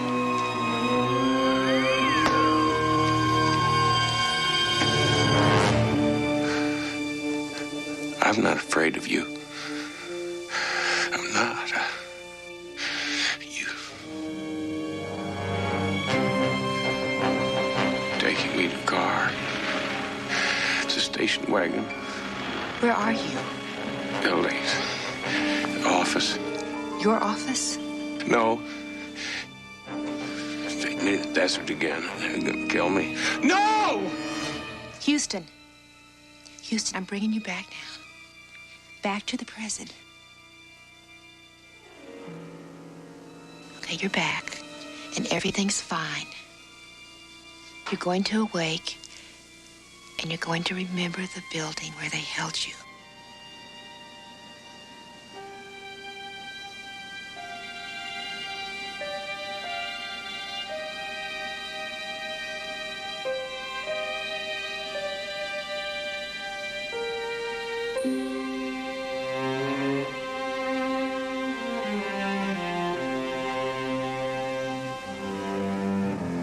I know where it is. I know where they held me.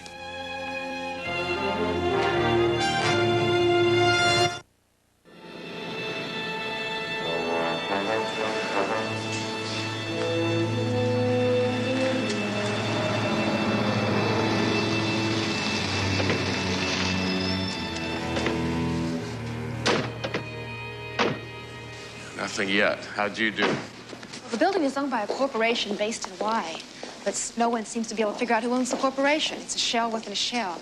Any chance of getting a search warrant for this place? Legally, slim to none. Being a fugitive for murder doesn't exactly make you a stellar witness right now. And besides, you're the only person who said the people in that building did something wrong. I get your point. In any case, I gotta go in. How? Well, while I was waiting for you, I checked out the security system. It's a nice one, but I think I've got it handled. You think? We'll know for sure in a second.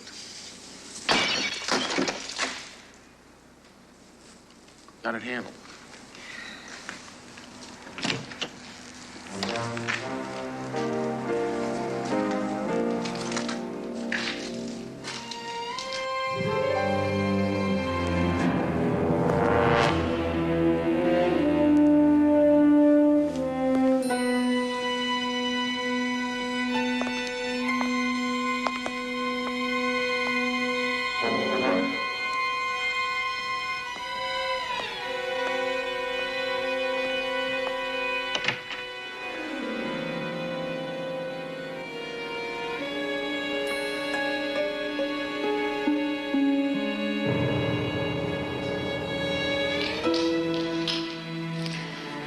Check out the office. I'll see what else is around here.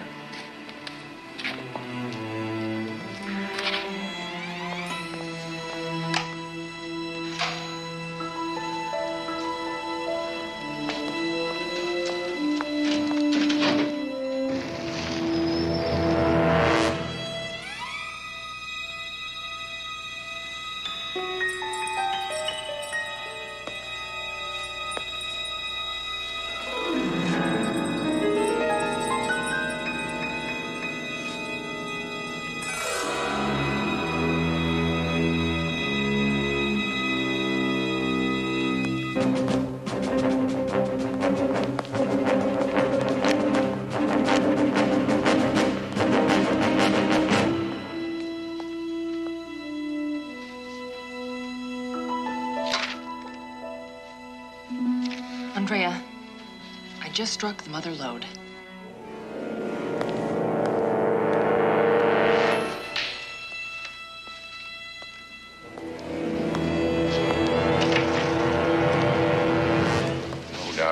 This is definitely the place. Houston, everything's here. Everything they did to you and the dead girl. It's all neatly chronicled like medical records. There's even a file of Monty Parks. Him again? Yeah, his fatal heart attack wasn't natural. Anything more on the dead girl? Yes, her name is Veronica Sims.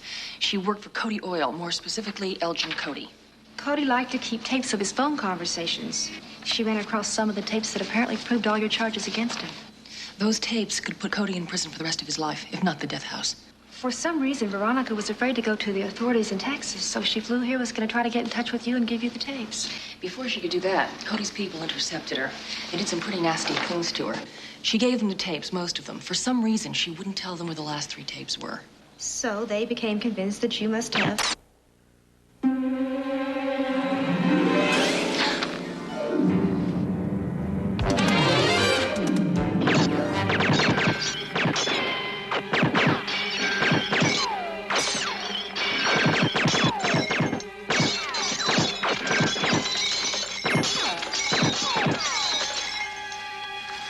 Right? I think so. Andrea? Forget it. She's dead. We gotta get out of here. Window is our only chance. Houston, you must know this is pointless. How do you know they're not waiting out there for you? I don't, but I do know that they're waiting in here for us. I'm gonna go out first. I want you to follow. And I'll cover you, okay? Are you ready? Houston, I love you.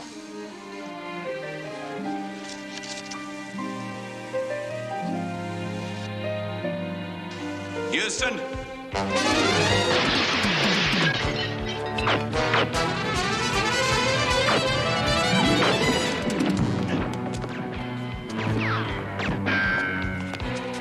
Sounds like they broke the window over there. Around back, head them off. Quick, go on and get to the car. Oh, great. I hit the window and I lost the file. This is all I've got left. CJ. I've been hit. Houston, go back and get that file. Yeah, right. Come on. Mike, come in the alley. Stop before they get away.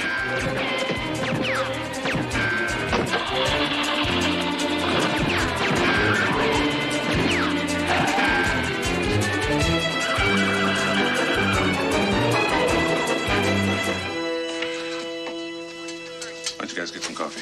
Thanks, Lieutenant. How's CJ? She's had a surgery. Doctor stopped the bleeding, say she'll be just fine. Thank God.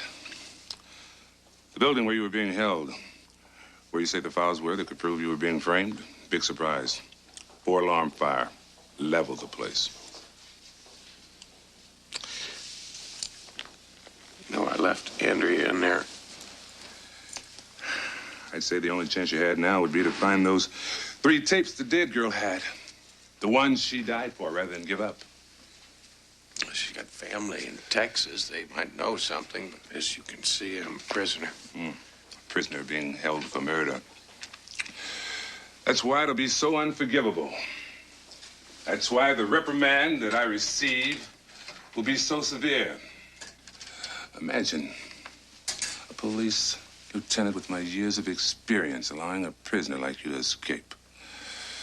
Like I always said, you lousy PIs are like lightning rods. You're always drawing trouble.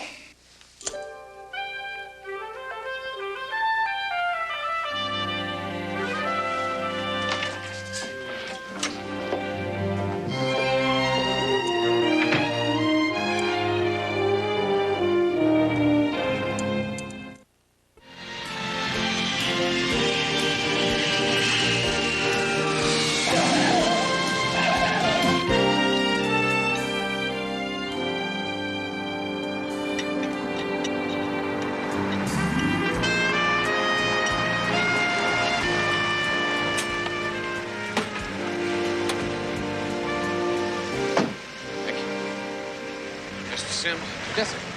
I'm Matt Houston. I wondered if I could talk to you a little bit about your wife. Veronica? You know where Veronica is? You suppose maybe we could talk inside? Sure, come on. Tell you, I don't like it with Houston on the loose. He's dangerous. Relax. According to our sources, he's still somewhere in Southern California. And if he isn't, if he's here? Elgin, in 2 hours, you'll be in court. Your trial will resume. Your lawyer will move to have all charges against you dismissed because of lack of evidence. If Houston shows up, and if he has those damn tapes... He won't show up. In 2.5 hours, the judge is going to rule in your favor, and you'll be acquitted. And then so what if Houston shows up?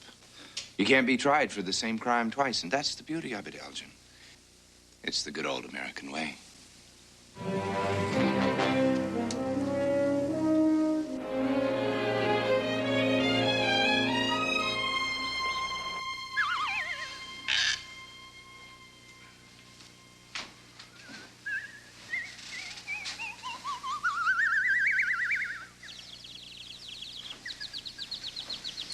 You didn't find any tapes, did you? They're just not here. The ones who came before, the people that broke in, they tore this place upside down. They even took the insulation out of the attic.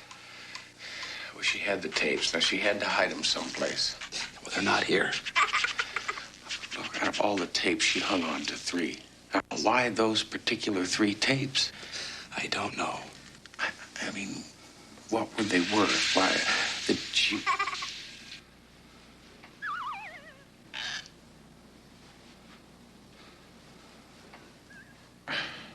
Mr. Sims. Yes. Your daughter, well, she's got lots of stuffed animals and dolls. That's your favorite, isn't it? It's Ernie.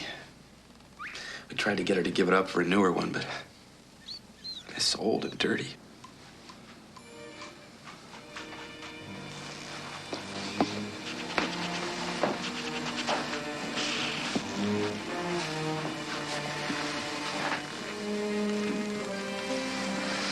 Honey, can I see Ernie for a minute? I'll be real careful with it.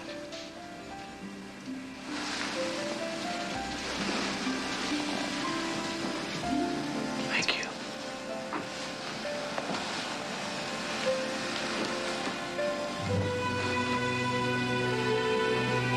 She hid the tapes in the doll. Houston, what the hell's going on? I just heard on the news that you're wanted for murder. Now, do I go to trial against Cody today or don't I? Look, I'll explain all that later to you. Point is, I am in town, and I've got some tapes that'll put Cody in prison for good. There are too many people hunting for me, and I need safe conduct at the courthouse. Give me the address.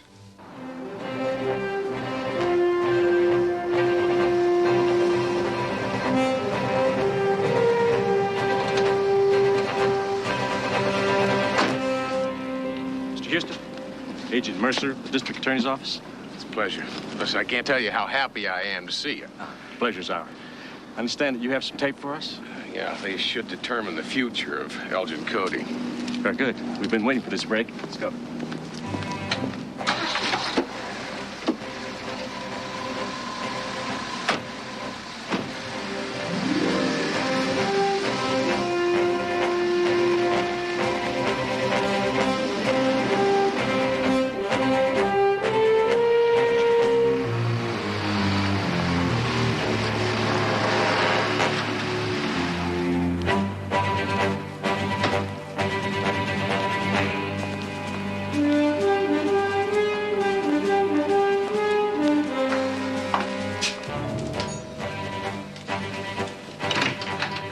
Can I help you?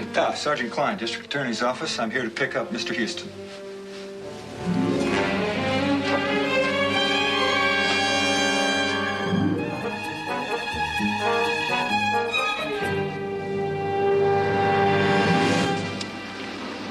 I wondered when you'd catch on.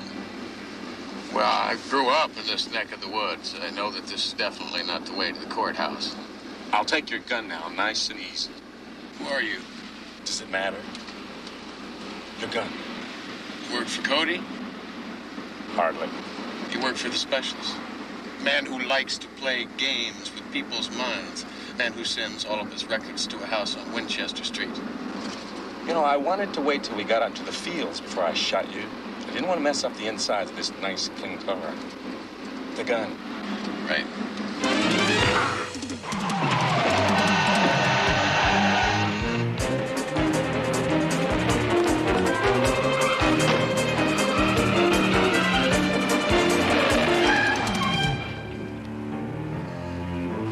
run, Houston. It's too late for you to testify now anyway. Let's get out of here.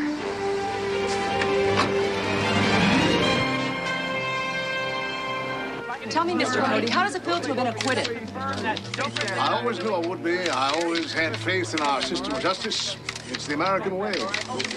Now, folks, hold it. Hold one at a time, please. Just one question at a time.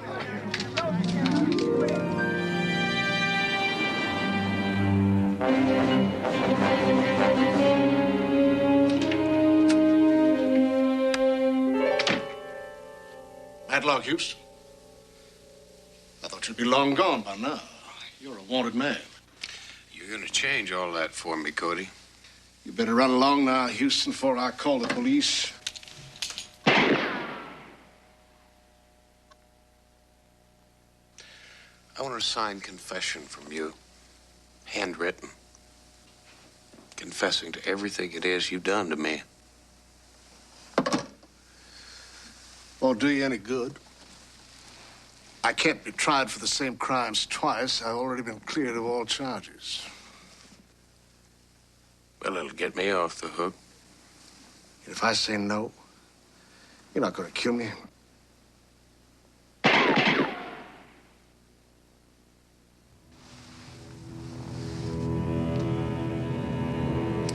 See, I really don't have anything to lose.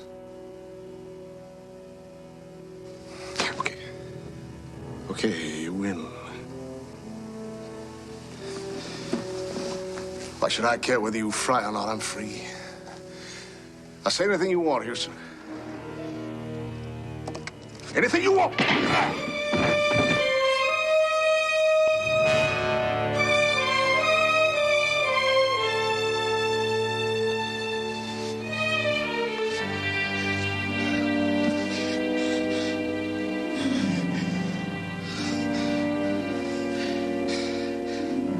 Tough luck, Houston. Here goes your last chance. Now you'll be wanted for 2 murders. You're finished.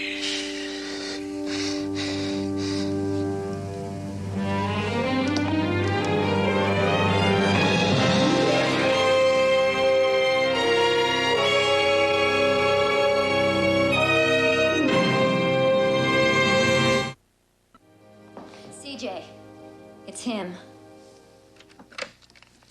Houston, where are you? Well, you know I can't tell you that, counselor. That'd make you an accessory after the fact. I just talked to Hoyt. You're a wanted man, pal.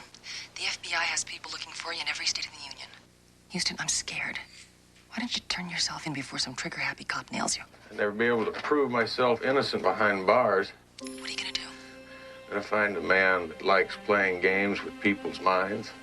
The house on Winchester Street. Your 3 minutes are up, sir. Houston. Yeah, I know, CJ. You take care, all right?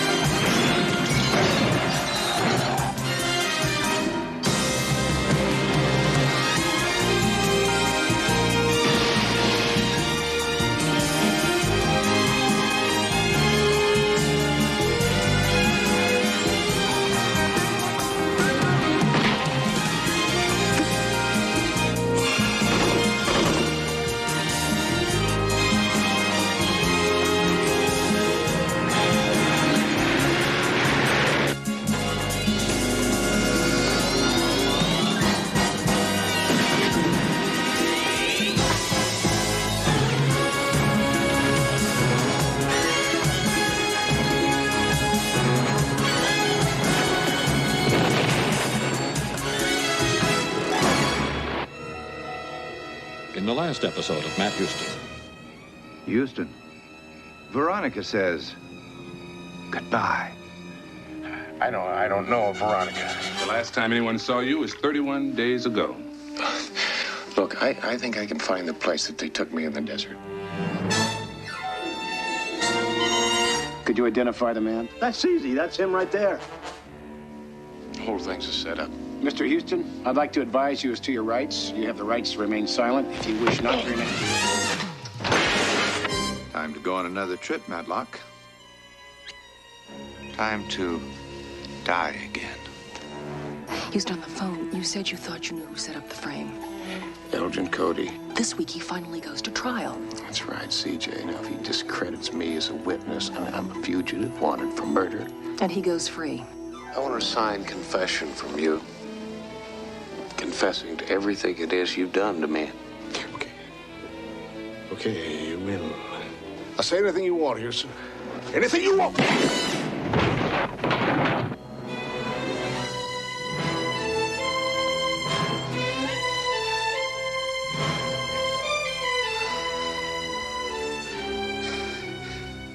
Tough luck, Houston. Now you'll be wanted for 2 murders.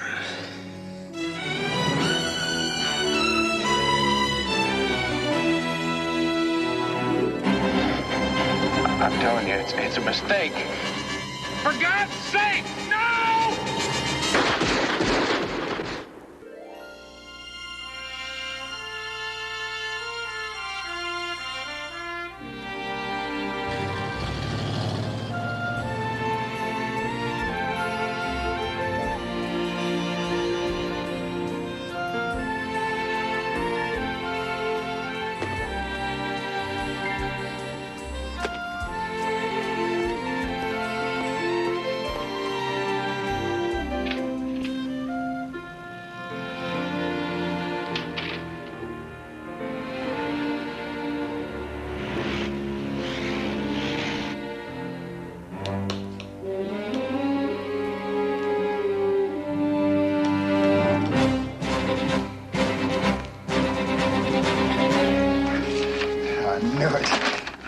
I knew it. It's him. It's the guy, Matt Houston. I just saw him. He's sitting over in the diner right now.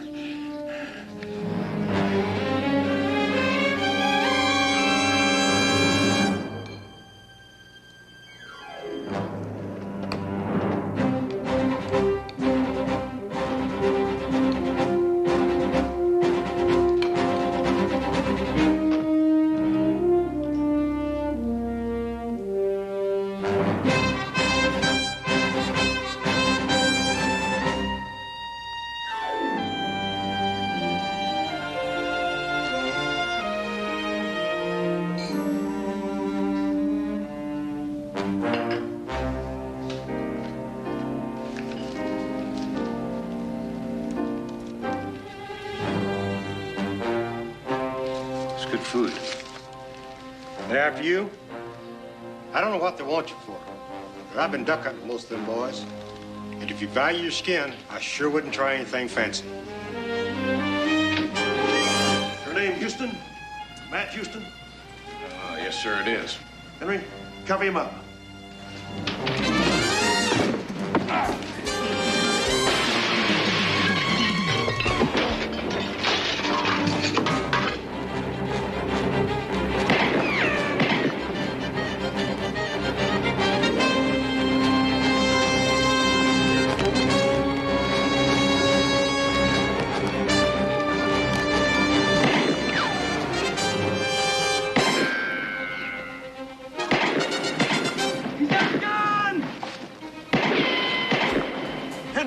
Take your men, get your car, and head around to the other side. Come on, guys.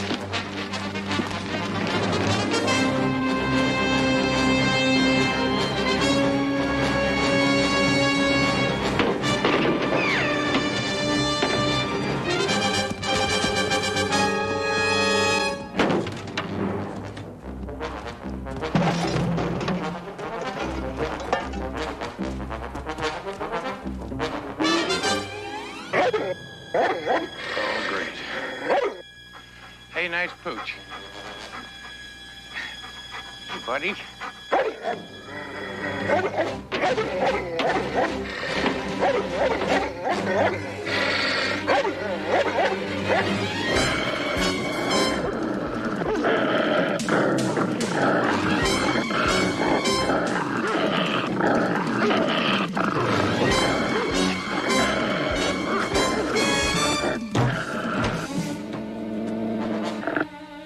Second boy, go on.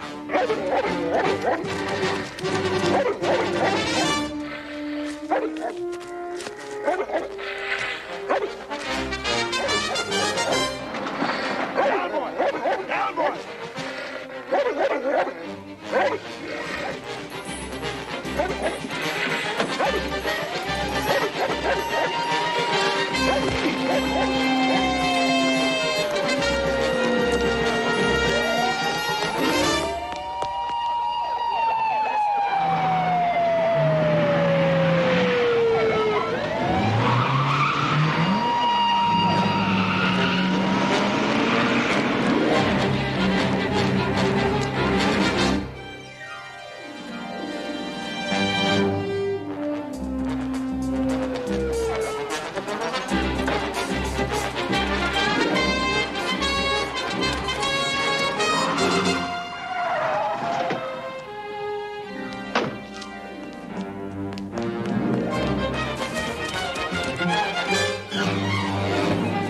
You men go that way. It's gotta be here somewhere.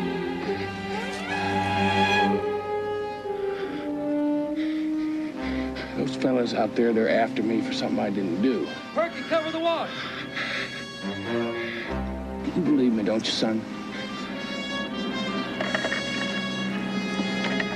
No, wait. Perky, go over there. You gotta be around here somewhere. Nathaniel? You see a white man come running by here? Well? He went that way, like a bat out of hell. Go on back, head him off.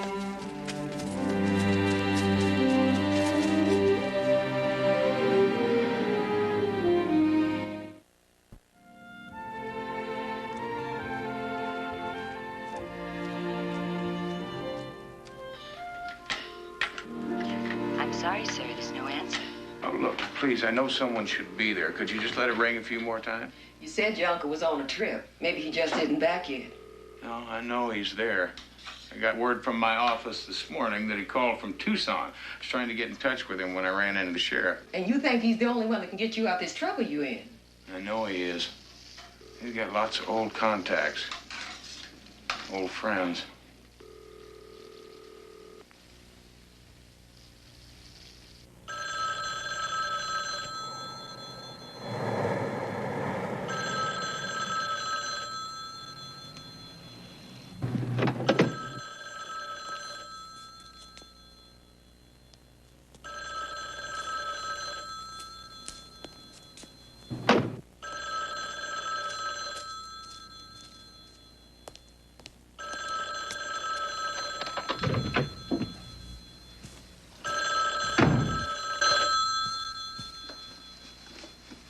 I'm sorry, sir. There's still no answer. Thank you. Hello? Hello?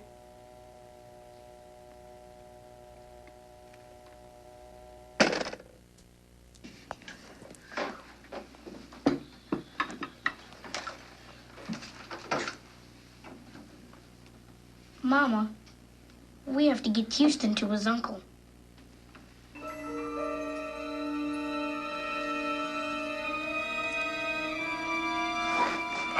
Look, I appreciate the offer, but well, Tucson's over 300 miles from here.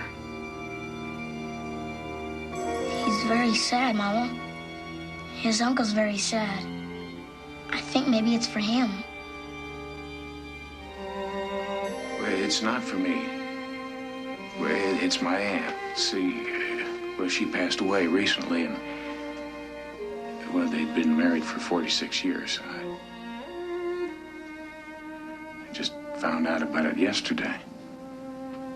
Houston and his uncle need each other. It's important. Tomorrow soon enough? Tomorrow's okay. Have some dinner, Mr. Houston. We can get started first thing in the morning. Nathaniel knows things, Mr. Houston. He was dead once. He was only 5 then. Fell in the river and drowned. Doctor said he was dead for 4 hours. After that, he just knows things. People's come from miles around just to get him to touch them. And he'll tell them things they don't know. Sometimes it pays us to come to prayer meetings. Far away as Dallas. Tell me, Nathaniel, what do you see in my future? Apricot pie. I see apricot pie in your future. Once you've finished Mama's pork chops. And magic. Be careful of the magic. They'll use it to kill you. You'll like my Mama's apricot pie.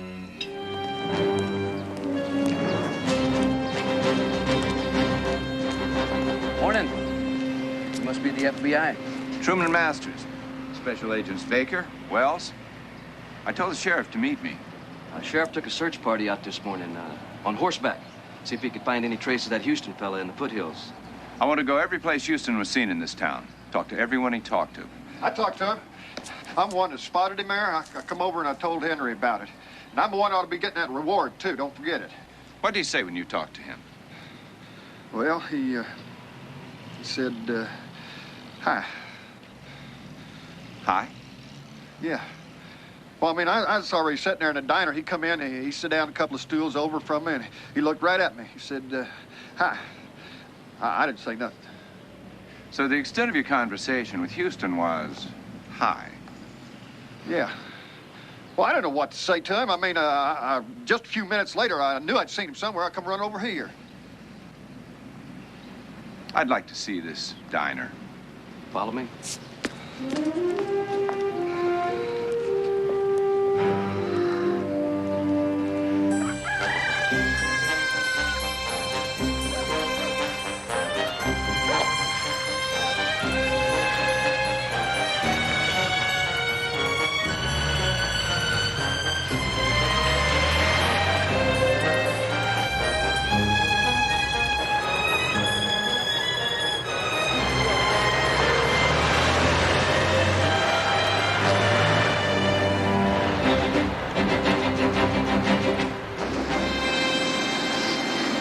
California. You ever go to Disneyland, Mr. Houston? Yeah, lots of times. If you beat the magic, if they don't kill you, will you take me? Nathaniel! If I beat the magic, I'll take you on every ride twice. How's that?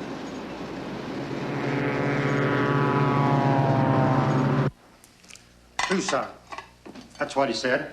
He sat down and said, I'll have a bowl of chili, a cup of coffee, and the bus scheduled to Tucson. Anything else I can help you with? No, thank you. Want me to show you the junkyard where we lost Houston? Yeah, sure. Baker, go with him. Check it out. Yes, sir. What's the matter? Roy Houston. Who? Roy Houston, Matt Houston's uncle. I knew Houston would try to get to him. I tried to get to him myself, but he's been out of the country on a world cruise. He must be back in Tucson. That's why Houston wants to get to him. So who is he? Man somewhat famous in his own right. Retired college professor. He's written books on criminology, forensic medicine. More important, he used to be with the company. He said he practically started the company when it was called the OSS back in World War II. With his contacts, he got access to your old files. Therein lies our biggest danger.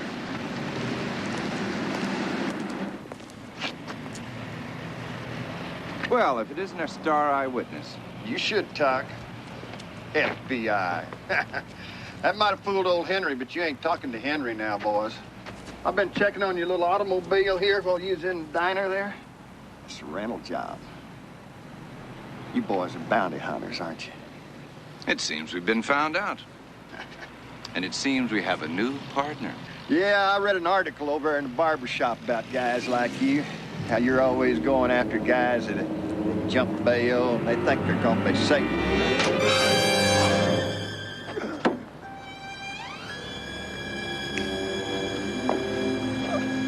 As soon as we get rid of the body, I'll call for help.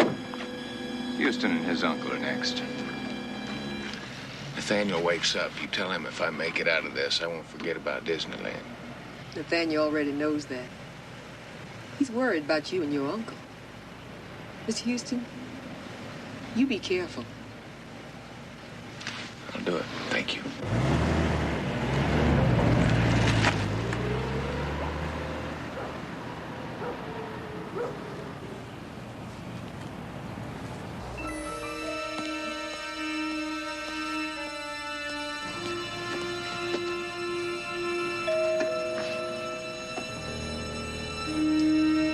Uncle Roy!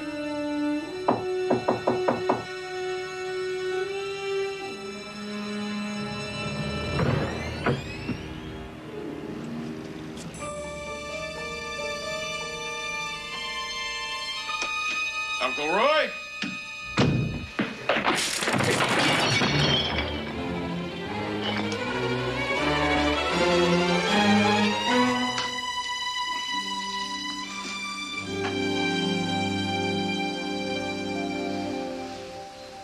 What?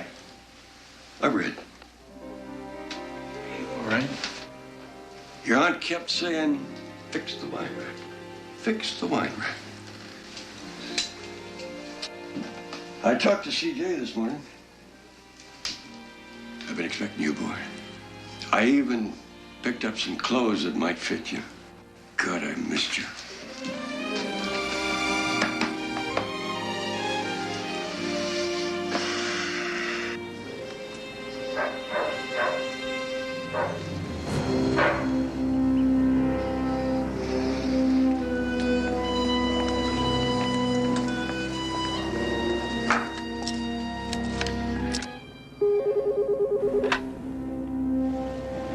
Masters, Houston just arrived.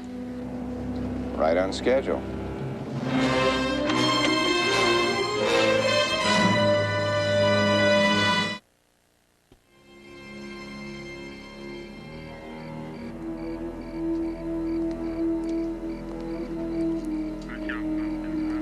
Please, this is important. Can't you wake him up? Anything? The uncle's on the phone, has been for a couple hours. He's calling old friends back in D.C., trying to get a line on you. How much do they know? What you look like, the name you're using, the house on Winchester Street. And they guessed you were government trained. Make sure we know everyone the old man's contacted. They'll have to be eliminated, too. Yes, sir. Fellow, we have to identify deals in mind control. Yeah. The name we have on him is Truman Masters, but it's probably a phony. Keep the rest. Thanks a lot. My friend is checking. He agrees that it sounds like your specialist is or was probably sometime a shrink. Well, that makes sense. I mean, after what he did to me, taking 30 days out of my life, probably making me kill that girl. He didn't learn that in medical school, which is why I agree he was probably trained by the company. Well, that's why I was trying to get a hold of you. I mean, you're the only one I know that has contacts with the company, and you and Flo were off on a sailboat. I'm sorry about Flo. So am I, boy. At least I was able to give her a lifelong dream. Sail to Tahiti. Never seen her look happier. Oh, yeah, I'd like to get a hold of Nellie Cochran, but she doesn't have a telephone.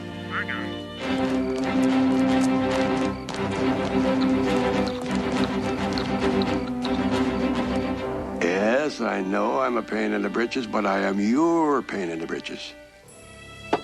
Now, you know I wouldn't ask if it wasn't important.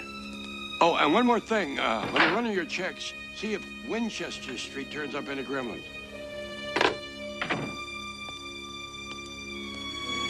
According to what CJ dug up, there are over 75 Winchester Streets. That's just in the major cities around the U.S. What are you doing? Drinking wine. You don't drink that wine, you sip it. I'm thirsty. Then drink water. This wine is older than I am. Everything's ready, sir.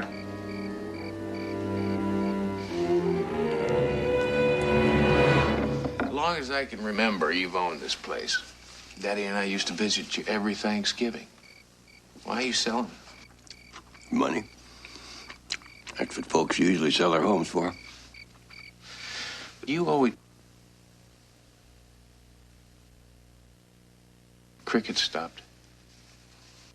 We're playing in the big leagues now. I suggest... You go out the back door.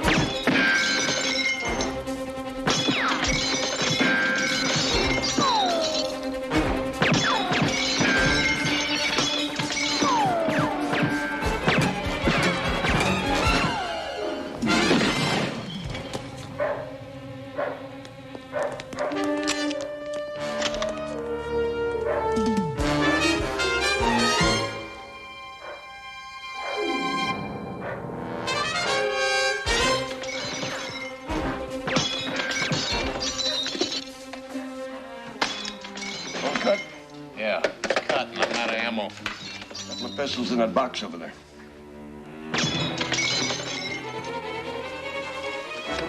Here.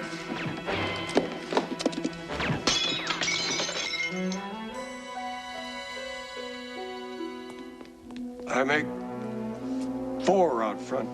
At least 2 in the back.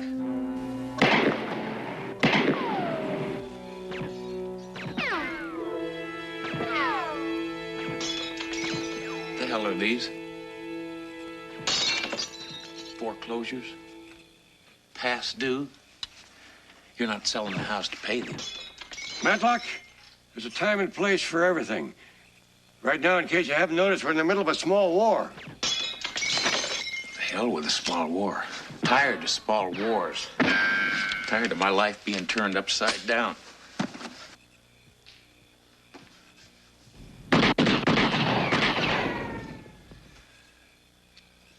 I think you got their attention. I wonder what they're up to. I know you were never rich. Not like Daddy, but you never wanted to be. I know you got money for the books that you wrote. You had your teaching job at the university till you retired. Was made to retire. You should have had plenty of money. This house should be paid for. Don't you understand? Your aunt and I got old. Seems to be a crime these days. And Flo compounded the felony by getting sick. 1.5 years in and out of hospitals. Hospitals and doctors, they took it all. Every penny. Why didn't you ask Daddy for help? You could have asked Daddy. You could have asked me. Why should I have to ask for help? This is my country. I fought in 2 wars. We lost our only son in another one. A man likes to stand on his own 2 feet. I believe we know now what they're up to. Better get the hell out of here. Car's in the garage.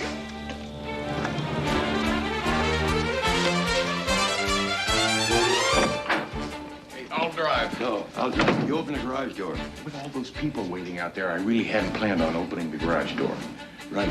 Like I said, you drive.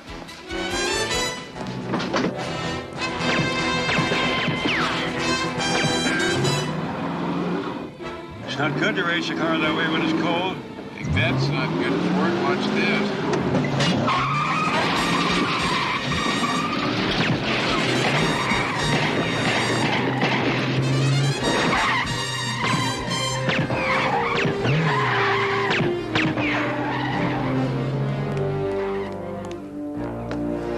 Have the other cars brought around front? What about this one? It's of no use to us anymore.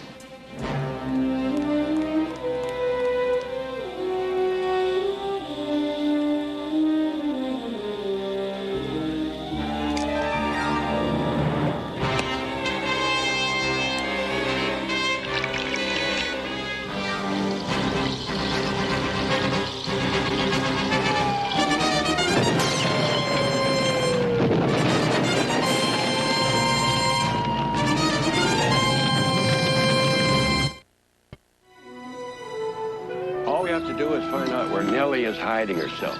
So far, the friends that I've called all say that if anyone will know who your specialist is, it'll be her.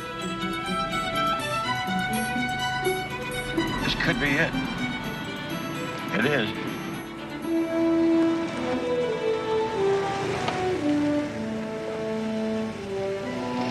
They say Nellie isn't much on winning visitors since they made her retire. I gathered that when you told me she didn't have a telephone.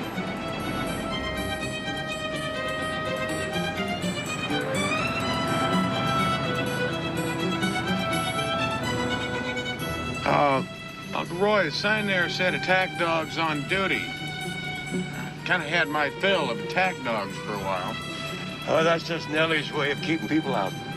Nellie hates dogs. She's a cat person.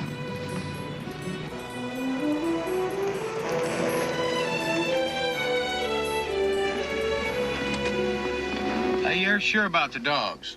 Of course I'm sure.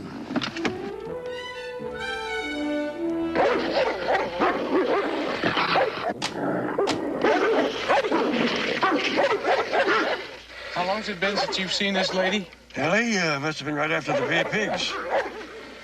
It's over 20 years ago, Uncle Roy. Yeah. I guess she kind of got to like dogs since then, huh?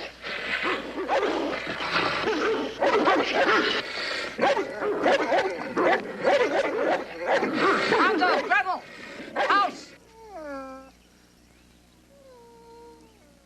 Whoever you are, you better have a good reason for being here. Nellie? Roy Houston! Roy? Who ran the listing post? Budapest, 1956. Before the fighting, was Brownie. And after he got his foot run over, that ace of spies, Simmy Kurtz, took over. I'll be damned. Roy Houston! Or should I just call you Simmy? No, I left Simmy way behind. That was my last field assignment. I'm sorry about the quiz. My eyes aren't what they used to be. That's why I've got those damn dogs. Sounds like the reunion's a success. Nellie, I want you to meet my nephew. Matt Houston? I may be a crazy, half-blind old lady who lives with a couple of dogs she hates, but I'm not uninformed. Private detective out of Los Angeles. Wanted in 2 murder cases. One in California, one in Texas. Only thing I don't know is why Roy brought you here. Hopefully to help us find the man who framed me. The man we're looking for is a specialist. The kind you used to love to hate. The kind that gets in and plays with people's minds. What do you say to some Tennessee whiskey?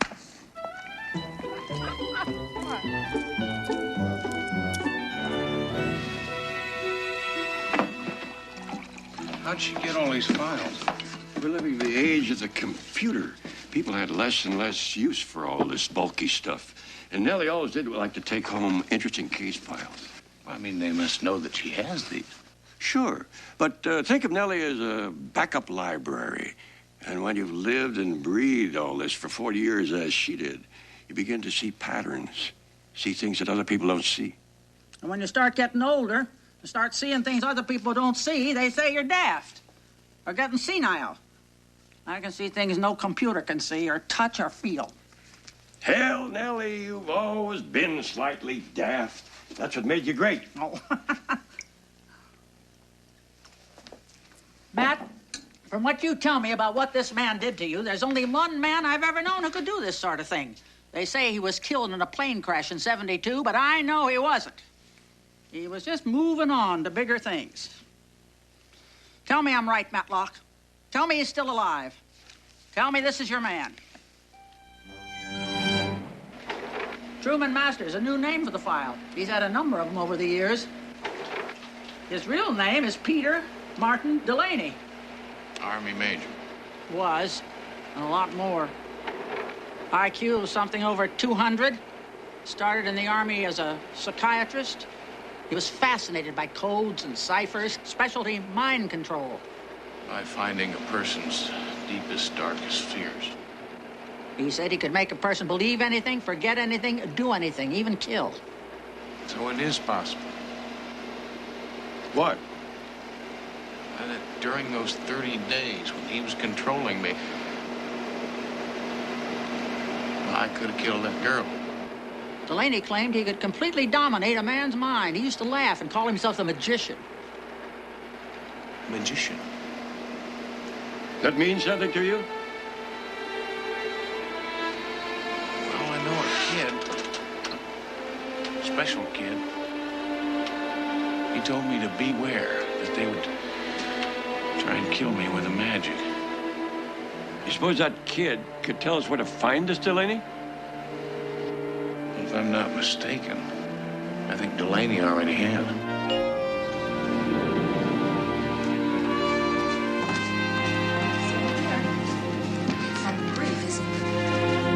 What's wrong? Chris, I didn't leave baby on. Call security. Security could be a bit of a problem for a man on the run. Houston.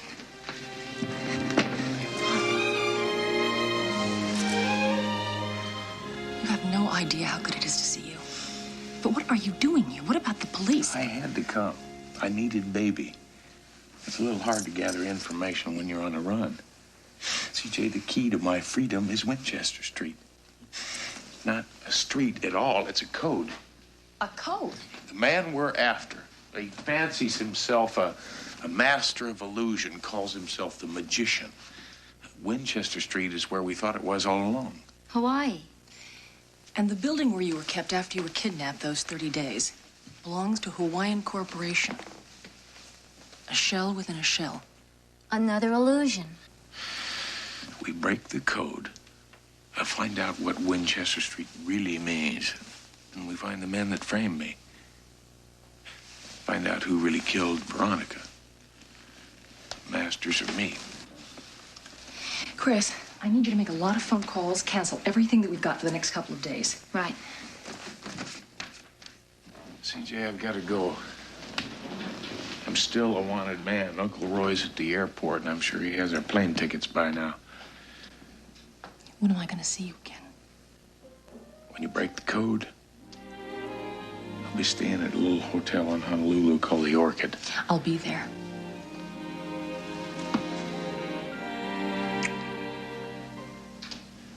Missed you.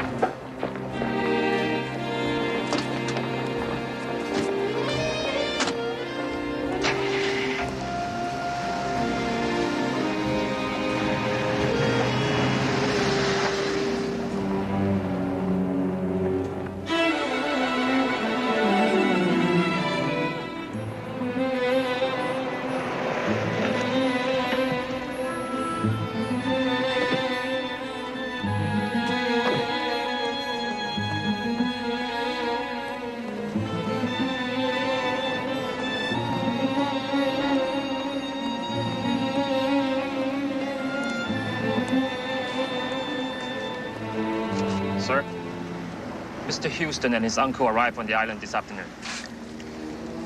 He's seen through the magician's trick. I was afraid he would eventually. So the hunters become the hunted, huh? When this is over, we'll have to relocate. Should we go and get him? No, no, no. We'll wait for him. Mr. Houston's still the wanted man. He'll come to us. We just have to be ready for him when he does.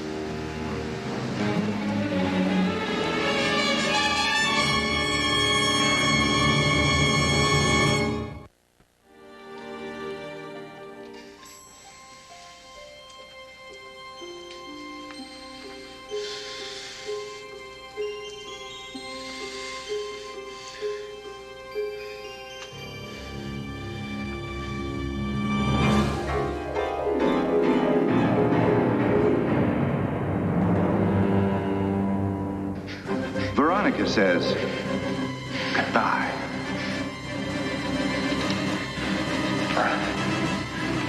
I don't know, Veronica. God's sake, no!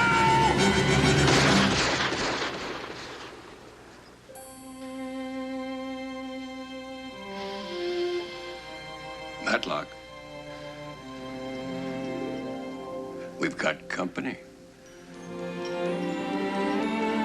I warn you, I brought some friends along. At least they insisted on coming.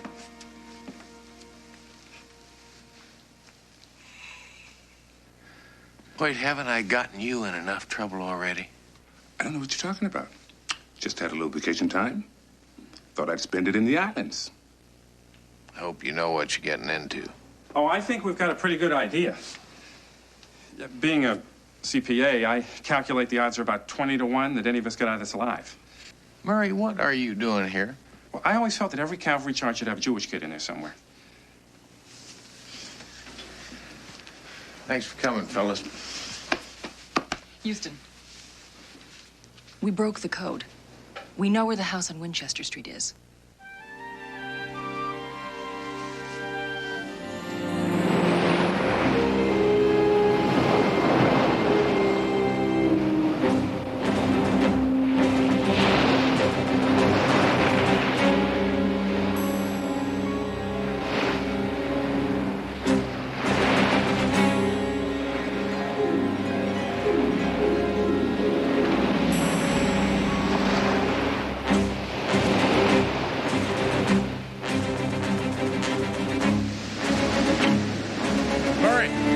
Right here, big guy. We make 2 guards in the back. This cliff is probably mine. I see 4 more in front. 2 by the gate and 2 in front of the house. Houston, did you get that? Yeah, it's a total of 6.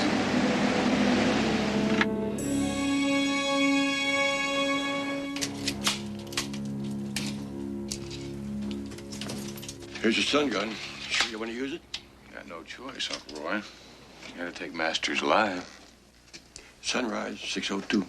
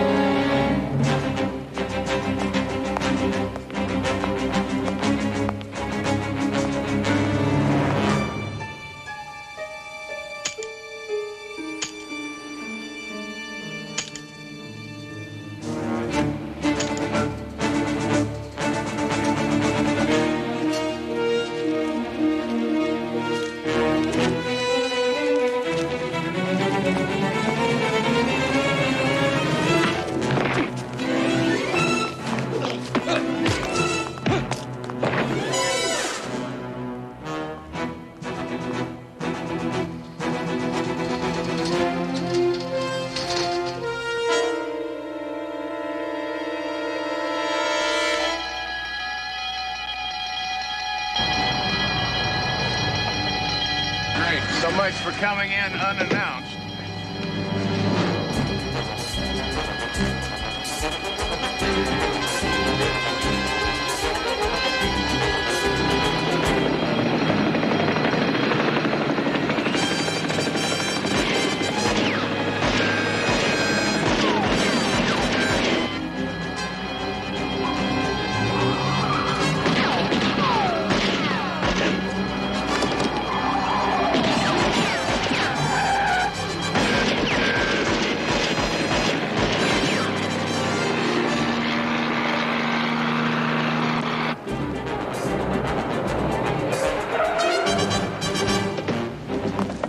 I want Masters alive. Stun gun. The roof!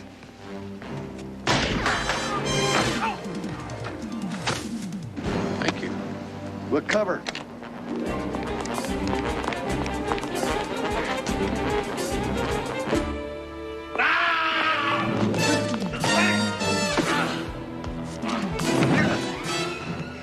Where's your boss, huh?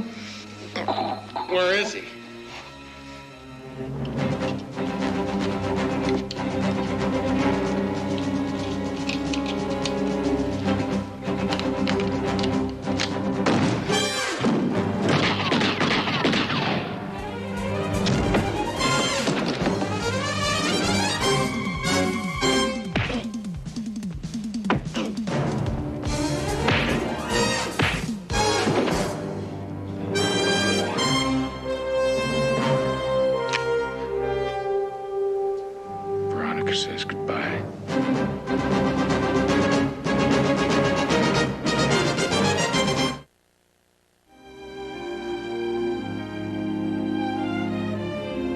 They're still carting away tapes and files.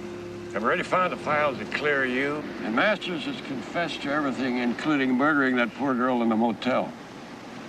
You are a free man again. Free, huh?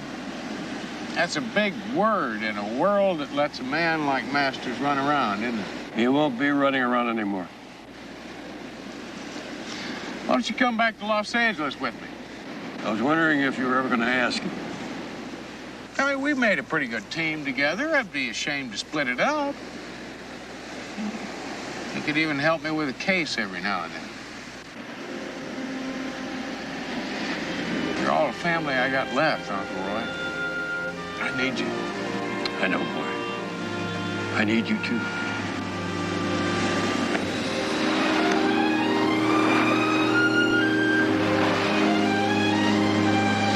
You know, I've been thinking about my title.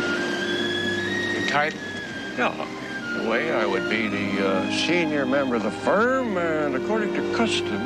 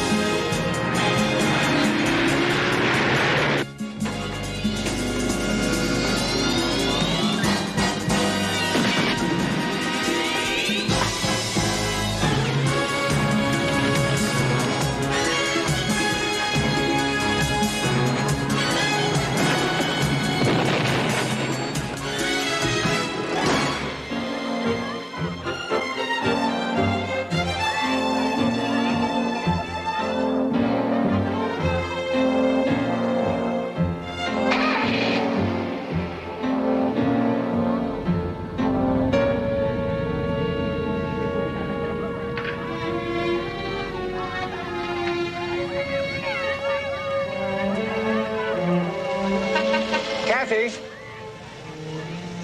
You're Kathy Hoyt, right? Your dad's Lieutenant Hoyt? Yes? I'm a friend of your dad's. He's been shot. Shot? Your mom's with him now, and she wants me to take you there. How bad is he hurt? It doesn't look good.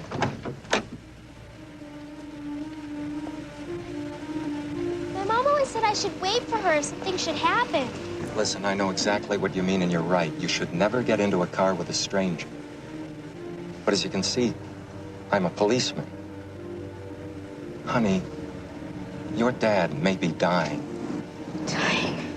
He's asked to see you.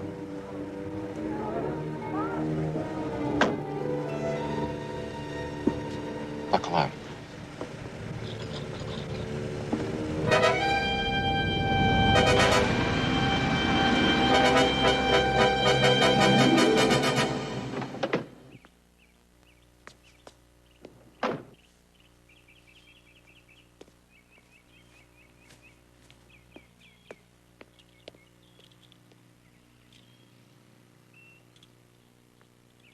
I am home, and I picked up the cleaning. Ba-ba-be-da-dee-da. Ba-ba. And, Kathy? Kathy's not here. Where is she? Today was the club luncheon.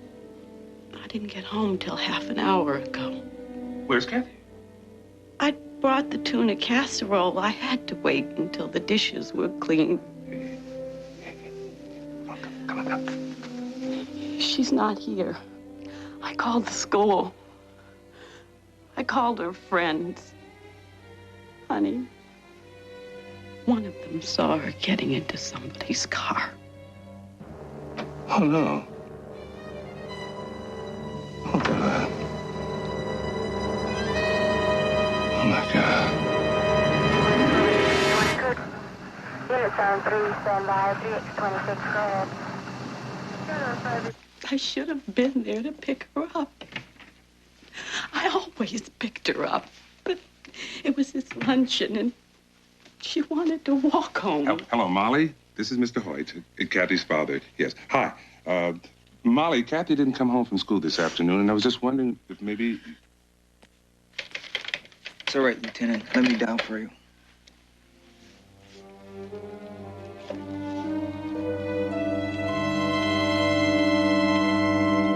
We don't know that she's the third in a row. Billy, for crying out, what do you want the guy to do? Take an ad out in the newspaper? 3 kids picked off at schools letting out in the last 10 days. All from what we know, basically the same M.O. There's been no bodies. So far, no bodies. Yet.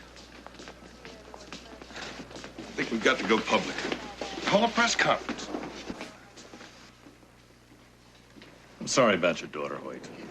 Look, I still don't see a pattern. For crying out loud, Billy. 3 kids in 10 days. Don't you understand? We go to the media now, and this one they'll say it's only because she's a cop's daughter. What difference does it make? Damn it! She's my little girl! She's my little girl! Don't you understand that? What the hell are you talking about? You don't understand! CJ, I need to talk to Matt. Urgent. Vacation. Great word, huh? Take a vacation. You have over 80 days piled up. Take some of your vacation time.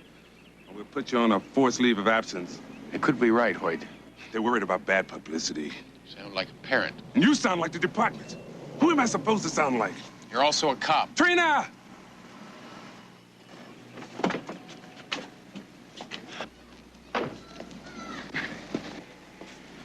How's his wife?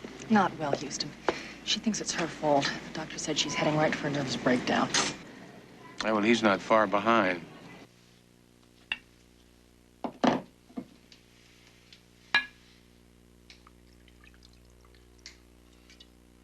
You mind? No, help yourself. Had any breakfast yet? Look, chances are the man that kidnapped your daughter's done this kind of thing before. Now, there's got to be police records. We keep a list. Known sex offenders. Last night, primary count, 192. Now, we've got to get our hands on the court records and probation reports. Impossible. Extension 1154. Nothing is impossible, Hoyt. Most of those court records are sealed, privileged information. Takes a lots of red tape and a month of Sundays. Would you just wake up? You told me that you didn't care about your 18 years on the force. You told me that you didn't care about breaking any laws and any rules. You didn't care about anything but getting Kathy back. Well, that's all I care about, Hoyt. But you have to help me. We don't have time to sit around and wait for bureaucratic red tape. This is Hoyt. I need a favor. I want that list of names. The 192. This is the first girl who was taken. It's 11 days ago now. Apparently, she was coming out of a junior high school that's 7 miles from the school where Hoyt's daughter was abducted. This is the second girl who disappeared. Nobody saw it happen. She was 11 years, 7 months, 7 days old, and she just vanished off the face of the earth. Hoyt's daughter. According to the police report, only one girl remembers seeing her get into a car. Yes, a green sedan. Green, blue, blue, green. Well, that's something. At least we've got it narrowed down to 2 colors. How do you feel about breaking into the Department of Motor Vehicles computer? and checking out the 192 names against their car registrations, seeing how many turn up green and blue? It's a long shot, but narrowed down the list. Maybe I can help. My ex works for the DMV. He's a supervisor in Oakland. Are you on good enough terms with him to ask a favor? A lot more than favors. He says I still have custody of his heart.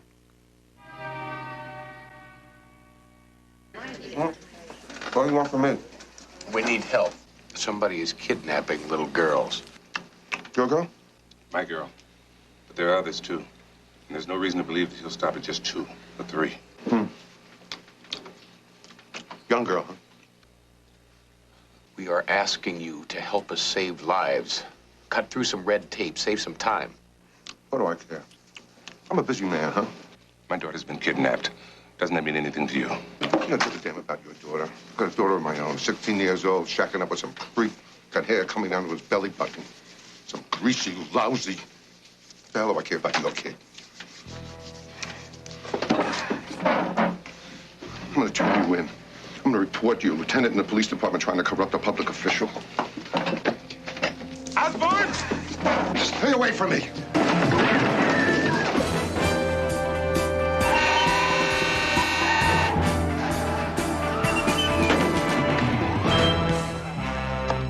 All right, into the line, friend. So we'll get away with this. Watch this. Well, according to my watch, you spent the last 32 minutes of your life in this trash container. I think it's about time you became a reasonable man. What's this? I'll open it and count it. It's $10,000. It's part of the reward I'm putting up. Now, I want you to help us find Lieutenant Hoyt's daughter. I want you to open up your computers and your files on child molester cases. Now, when we get the information that we need, there'll be another $10,000 in it for you, plus a bonus. Bonus? Your little girl. Your daughter. Now, I don't know how I'm going to do it, but I'm going to do everything I can to get you two together. Someplace, alone, at a mountain cabin, a Hawaiian beach. Something. Now, I can't guarantee that she's going to stay and talk to you. That's up to you. But I'm going to get you together. And you're going to be able to talk to her. You're going to be able to tell her how much you love her.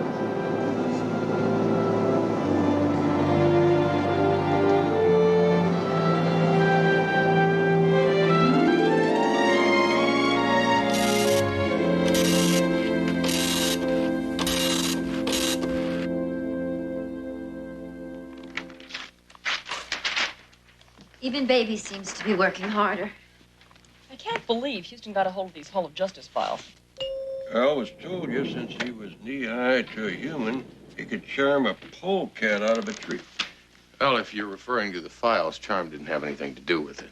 Where'd we get all the mugshots? From Hoyt's friend, the one who originally came up with 192 names.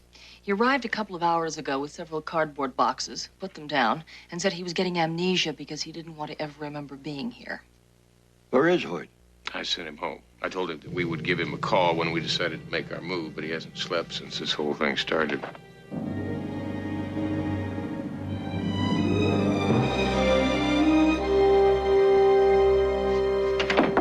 Lieutenant. They found a grave. Kathy's? I don't know, sir.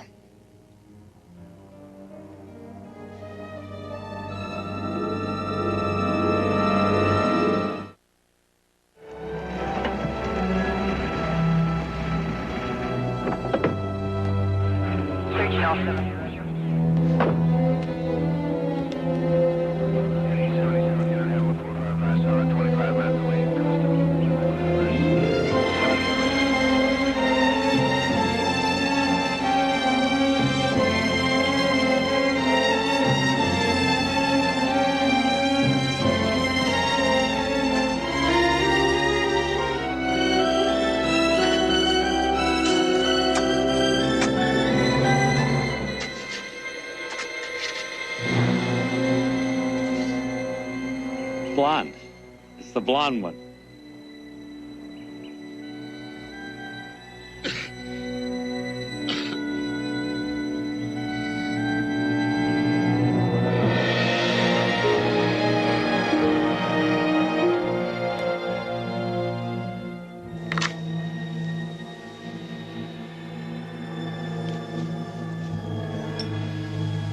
didn't mean to kill her.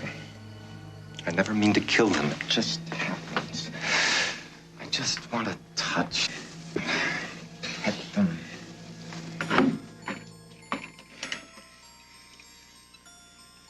Now, you want me to turn myself into the police? I'm not going to do that. It's not fair. I didn't mean to hurt them. It's not fair, though. Now, put me away again. You don't know what that's like. You never had to stay there. You can come and go. They make me do things there. Live in little rooms. Some other patients make fun out of me. I don't mean to kill them. It's not fair. I'm not gonna go back. You said I was cured. It was because of you that they let me out. Now you want to have me call the police and have them put me away again? I'm never gonna let anybody lock me up again. Never. It's not fair. Never, never, never.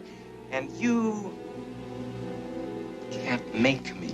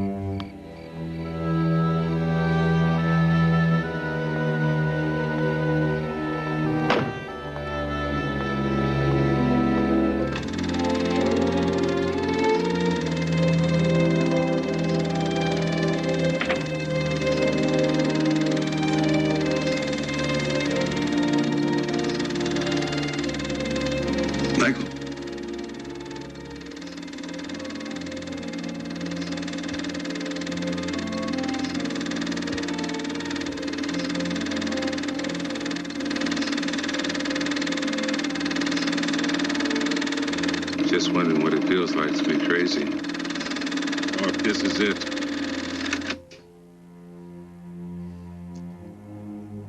I saw them when they pulled that little girl out. I saw that it wasn't my daughter, and I almost laughed.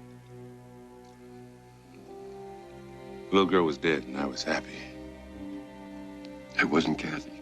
But it was someone's daughter. She was a human being.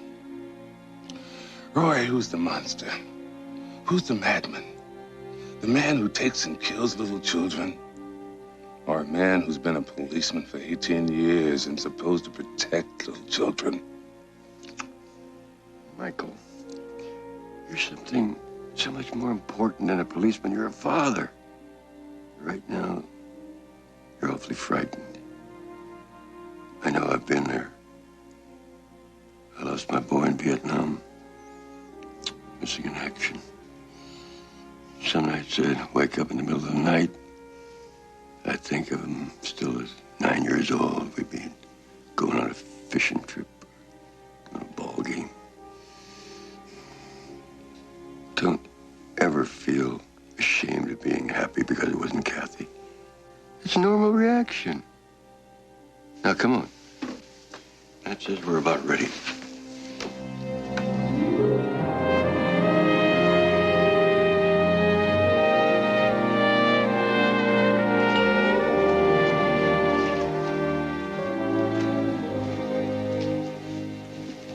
Looks like an office in search of a filing cabinet. Our day's work in a city of over 3 million people, we've got 192 names most likely to be involved. Out of 192, 11 are dead since their last graced a mugshot. That brings the number down to 181. 73 more are currently in prison or mental hospitals. Leaves us with 108, and that's when the big guessing game gets started here. Now, we already cross-checked those names with the Department of Motor Vehicles. They told us that 74 of them own automobiles. Yes, 11 are green, 13 are blue. 24 prime suspects. Yeah, I thought we'd split these up. Now, I want you two to stay here and keep feeding information into Baby and see what you come up with. And if these don't work, we can always get the What's the matter?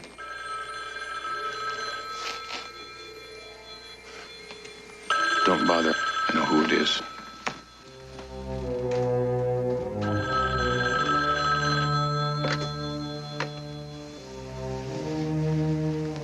Nathaniel? Who's Nathaniel? Young man Matt met when he was on the run. He's a psychic. You're calling about the missing children, aren't you? They're very cold. They may be dead. The man who did this. He pretends he likes to laugh. He dresses up and he pretends he likes to make children laugh. Anything else? The man who pretends he likes to laugh. He's going to kill you.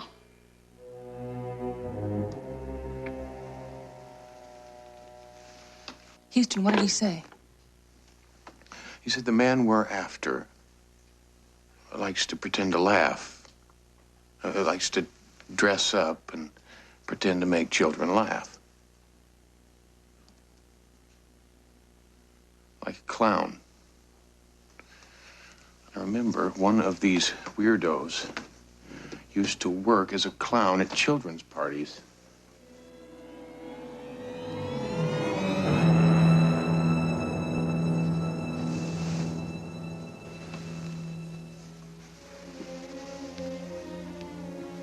This is him.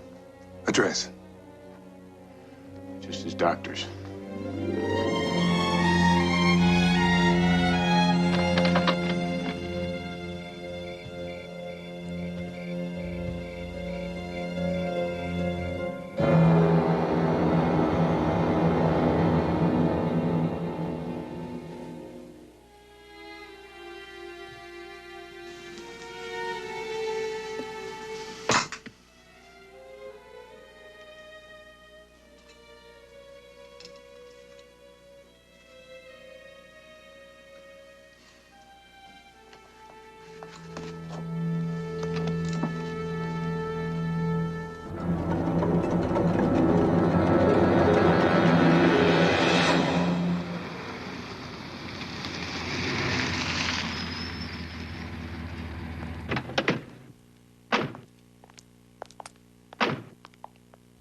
Uncle Roy, you stay out here and cover the front. Hoyt and I are going in the back. Batluck, this could be an opportune time to let the rest of the police force know what we're doing. Well, they just ask a bunch of questions. And right now, I haven't got time for it.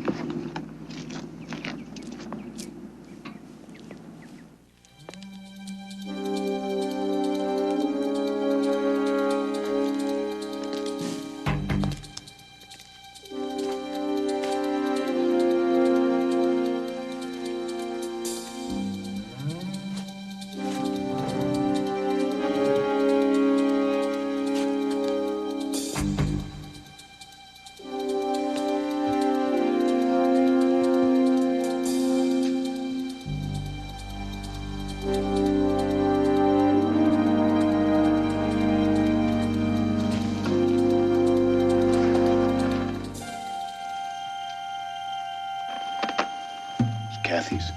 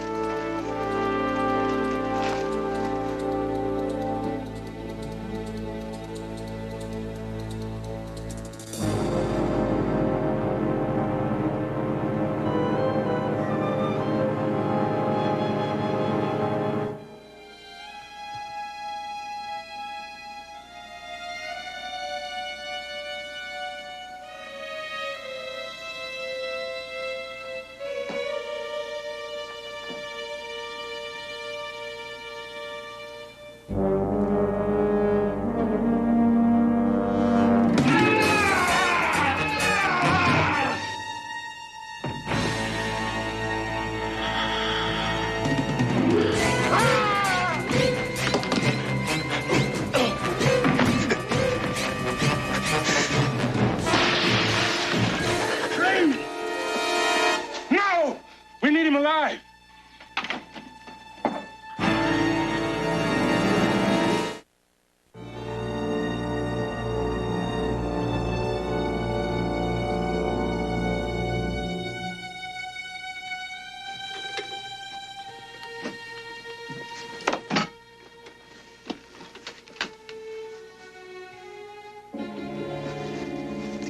chopper just called in. They spotted him.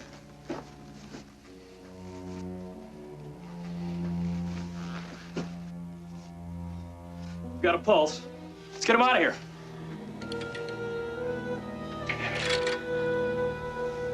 What are his chances? He's still leaking a lot of blood. He's my nephew. He's a lucky man. That knife couldn't have missed his heart by more than a quarter inch.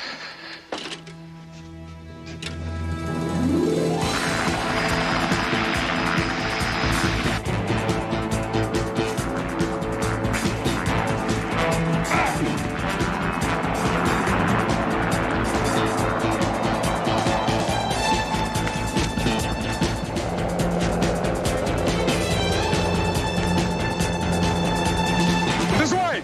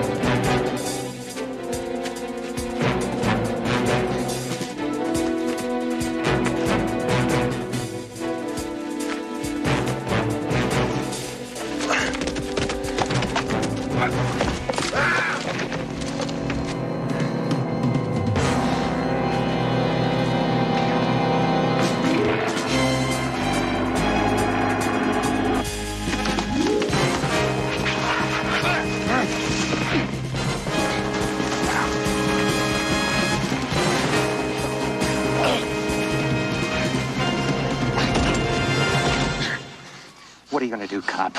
Kill me? Where's my daughter? Dead. Dead, just like all the others. What did you think I was gonna do with him? No! No! No!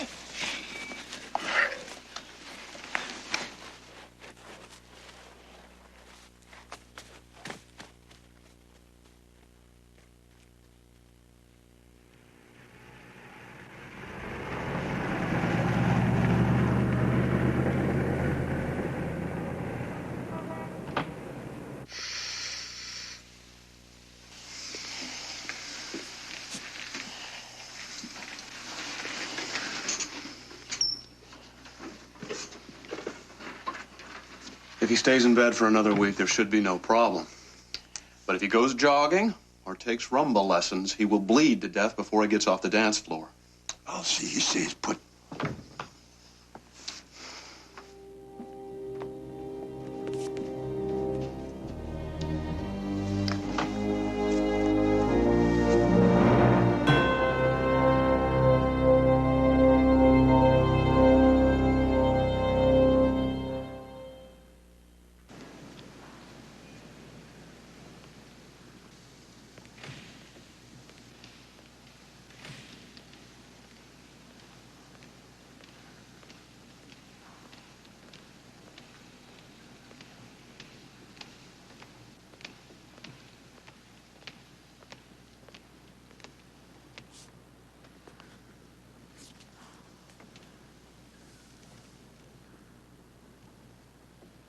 Matt's gonna be all right.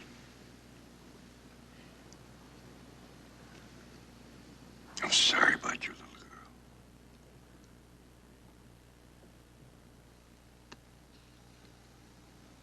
No. All my life I've been an outsider. Black. You folks got us outnumbered 9-1. That's not bad.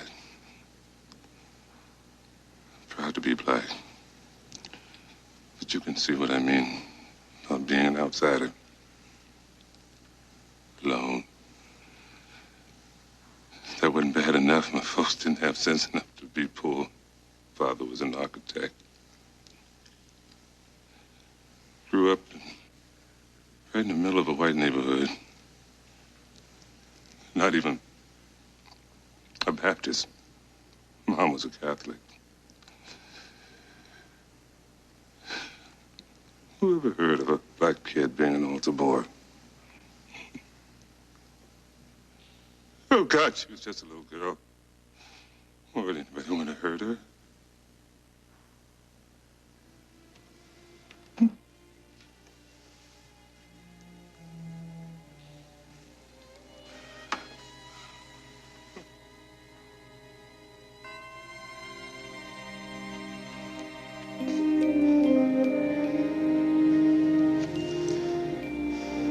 Hi, boss. Howdy. How's Hoyt? He's not doing too well. His wife is still under sedation. What about the guy we caught? Well, he admitted everything, including killing the little girls. Although he won't say where he's hidden the bodies. He's done it before, Houston. About 5 years ago, he killed 6 children. And up until a couple of months ago, he was in a mental hospital. Escaped? No, he was released. They said he was cured. It gets worse. Apparently, he comes from a very wealthy family, and they've hired a couple of heavyweight lawyers who say that his confessions mean absolutely nothing, and that you and Hoyt have violated his civil rights by tracking him down. What's the betting around the courthouse? 50-50 that he'll never stand trial. That he'll go back to the hospital for a couple of years. Hoyt was right. Who's crazy? We try to stop a man from killing more children, and we let him go because we violated his civil rights. I mean, where is the sanity? Houston, calm down.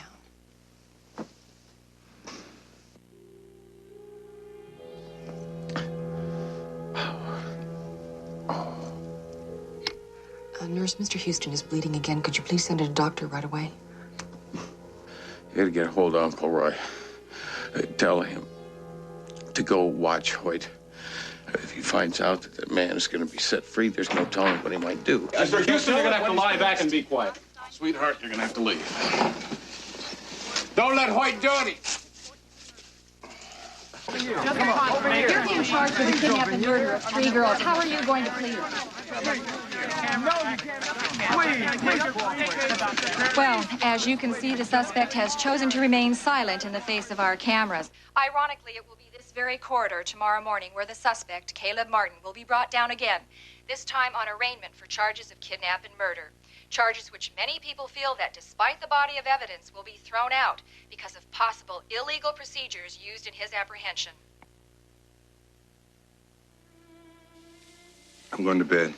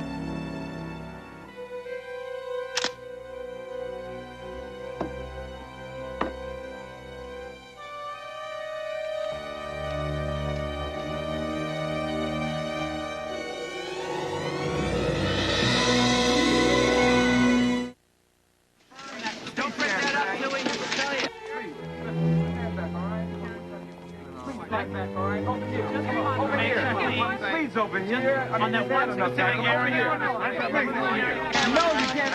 Please. Please go this way. Small area. Try to cooperate. Would you please? Thank you. Get in closer. Would you please over here, please? Just confirm that. Don't go. No.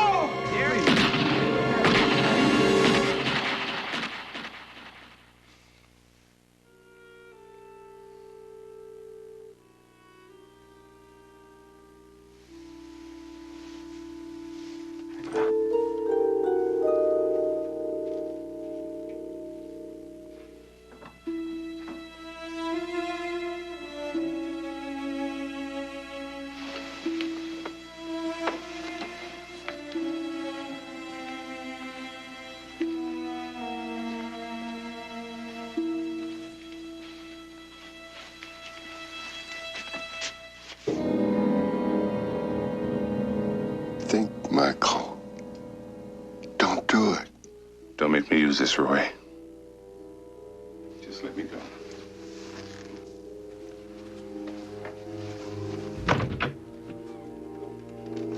Keys. Car keys. Michael.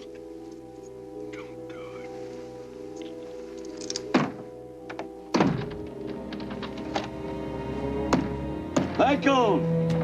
You can't do what you're gonna do! Let me out of here!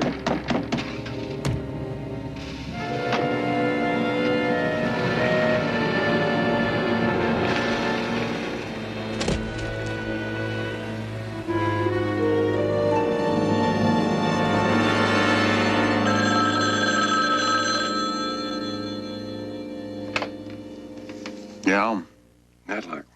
It's me. He got the drop on me. Hoyt got away. I got to stop him. He'll listen to me. Call the police. You can't do that.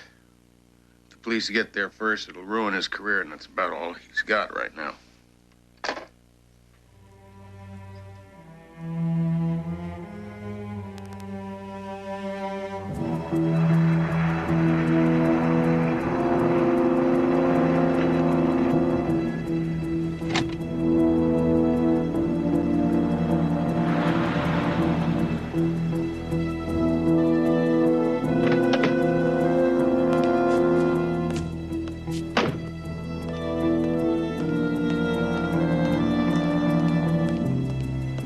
As you can see, with emotions running high, security is heavy here at the Hall of Justice, where this morning accused kidnapper and killer Caleb Martin will be arraigned. Now, everybody, including people inside the Hall of Justice, must pass through a metal detector.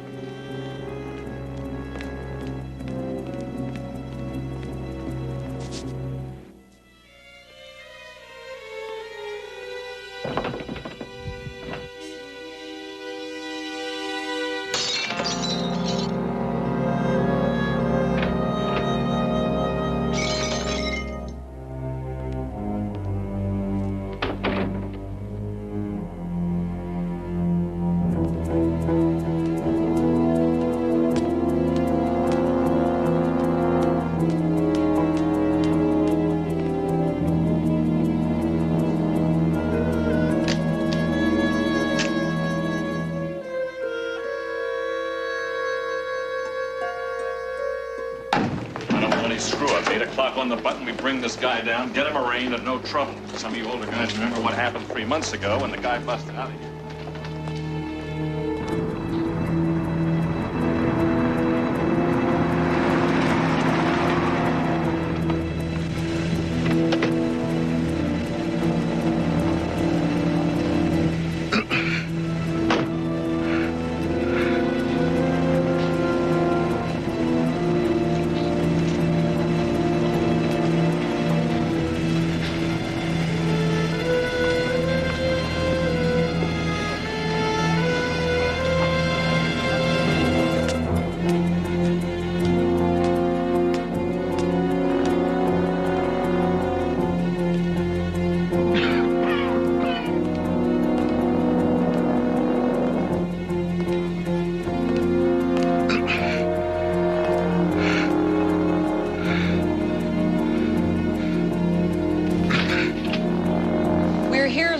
Hall of Justice, where Caleb Martin, accused kidnapper and killer of 3 young girls, will be arraigned in just a few minutes. Though he has confessed to the killings, Mr. Martin steadfastly refuses to discuss the disposition of the bodies. His attorneys and police officials also have refused to comment on this volatile case. However, this reporter has learned that just 5 years ago, Caleb Martin was convicted of killing 6 children. At that time, a judge ruled that Mr. Martin was criminally insane and remanded him to the custody of the state mental hospital.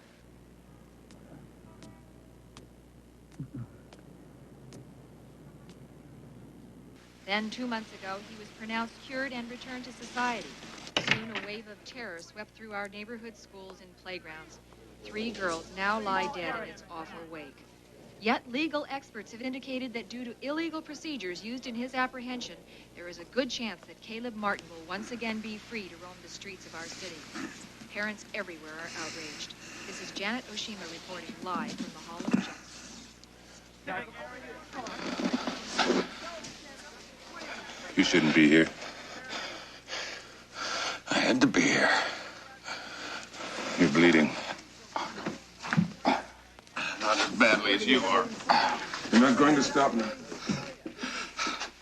And he'll make a clean sweep. Kathy gone and you in prison. What's your wife gonna do, huh? He kidnapped and murdered my little girl. Now the chances are he's going to get off.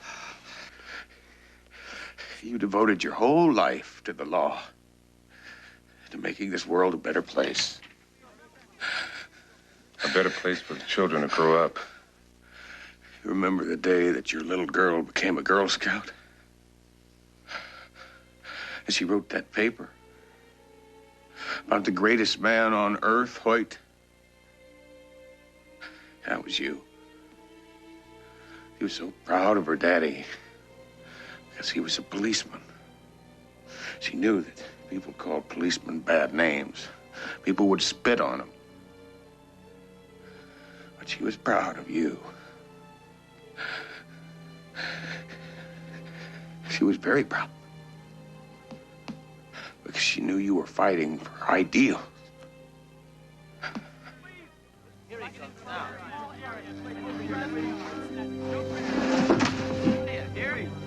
Stand back, all right? Come on, we gotta get some please stand back, all right? Over here. Just come on, over here.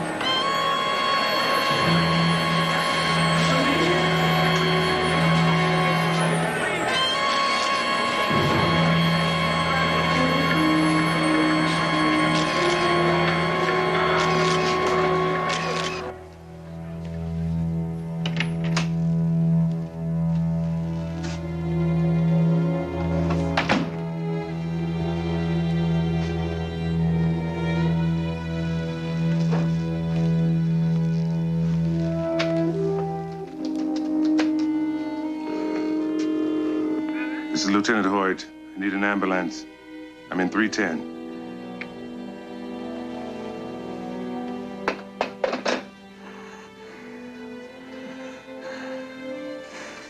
Thank you.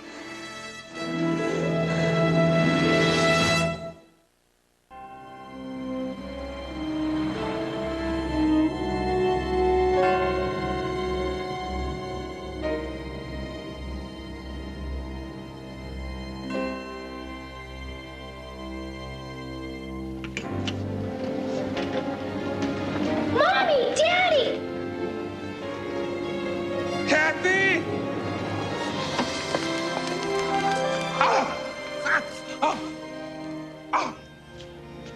It's Kathy.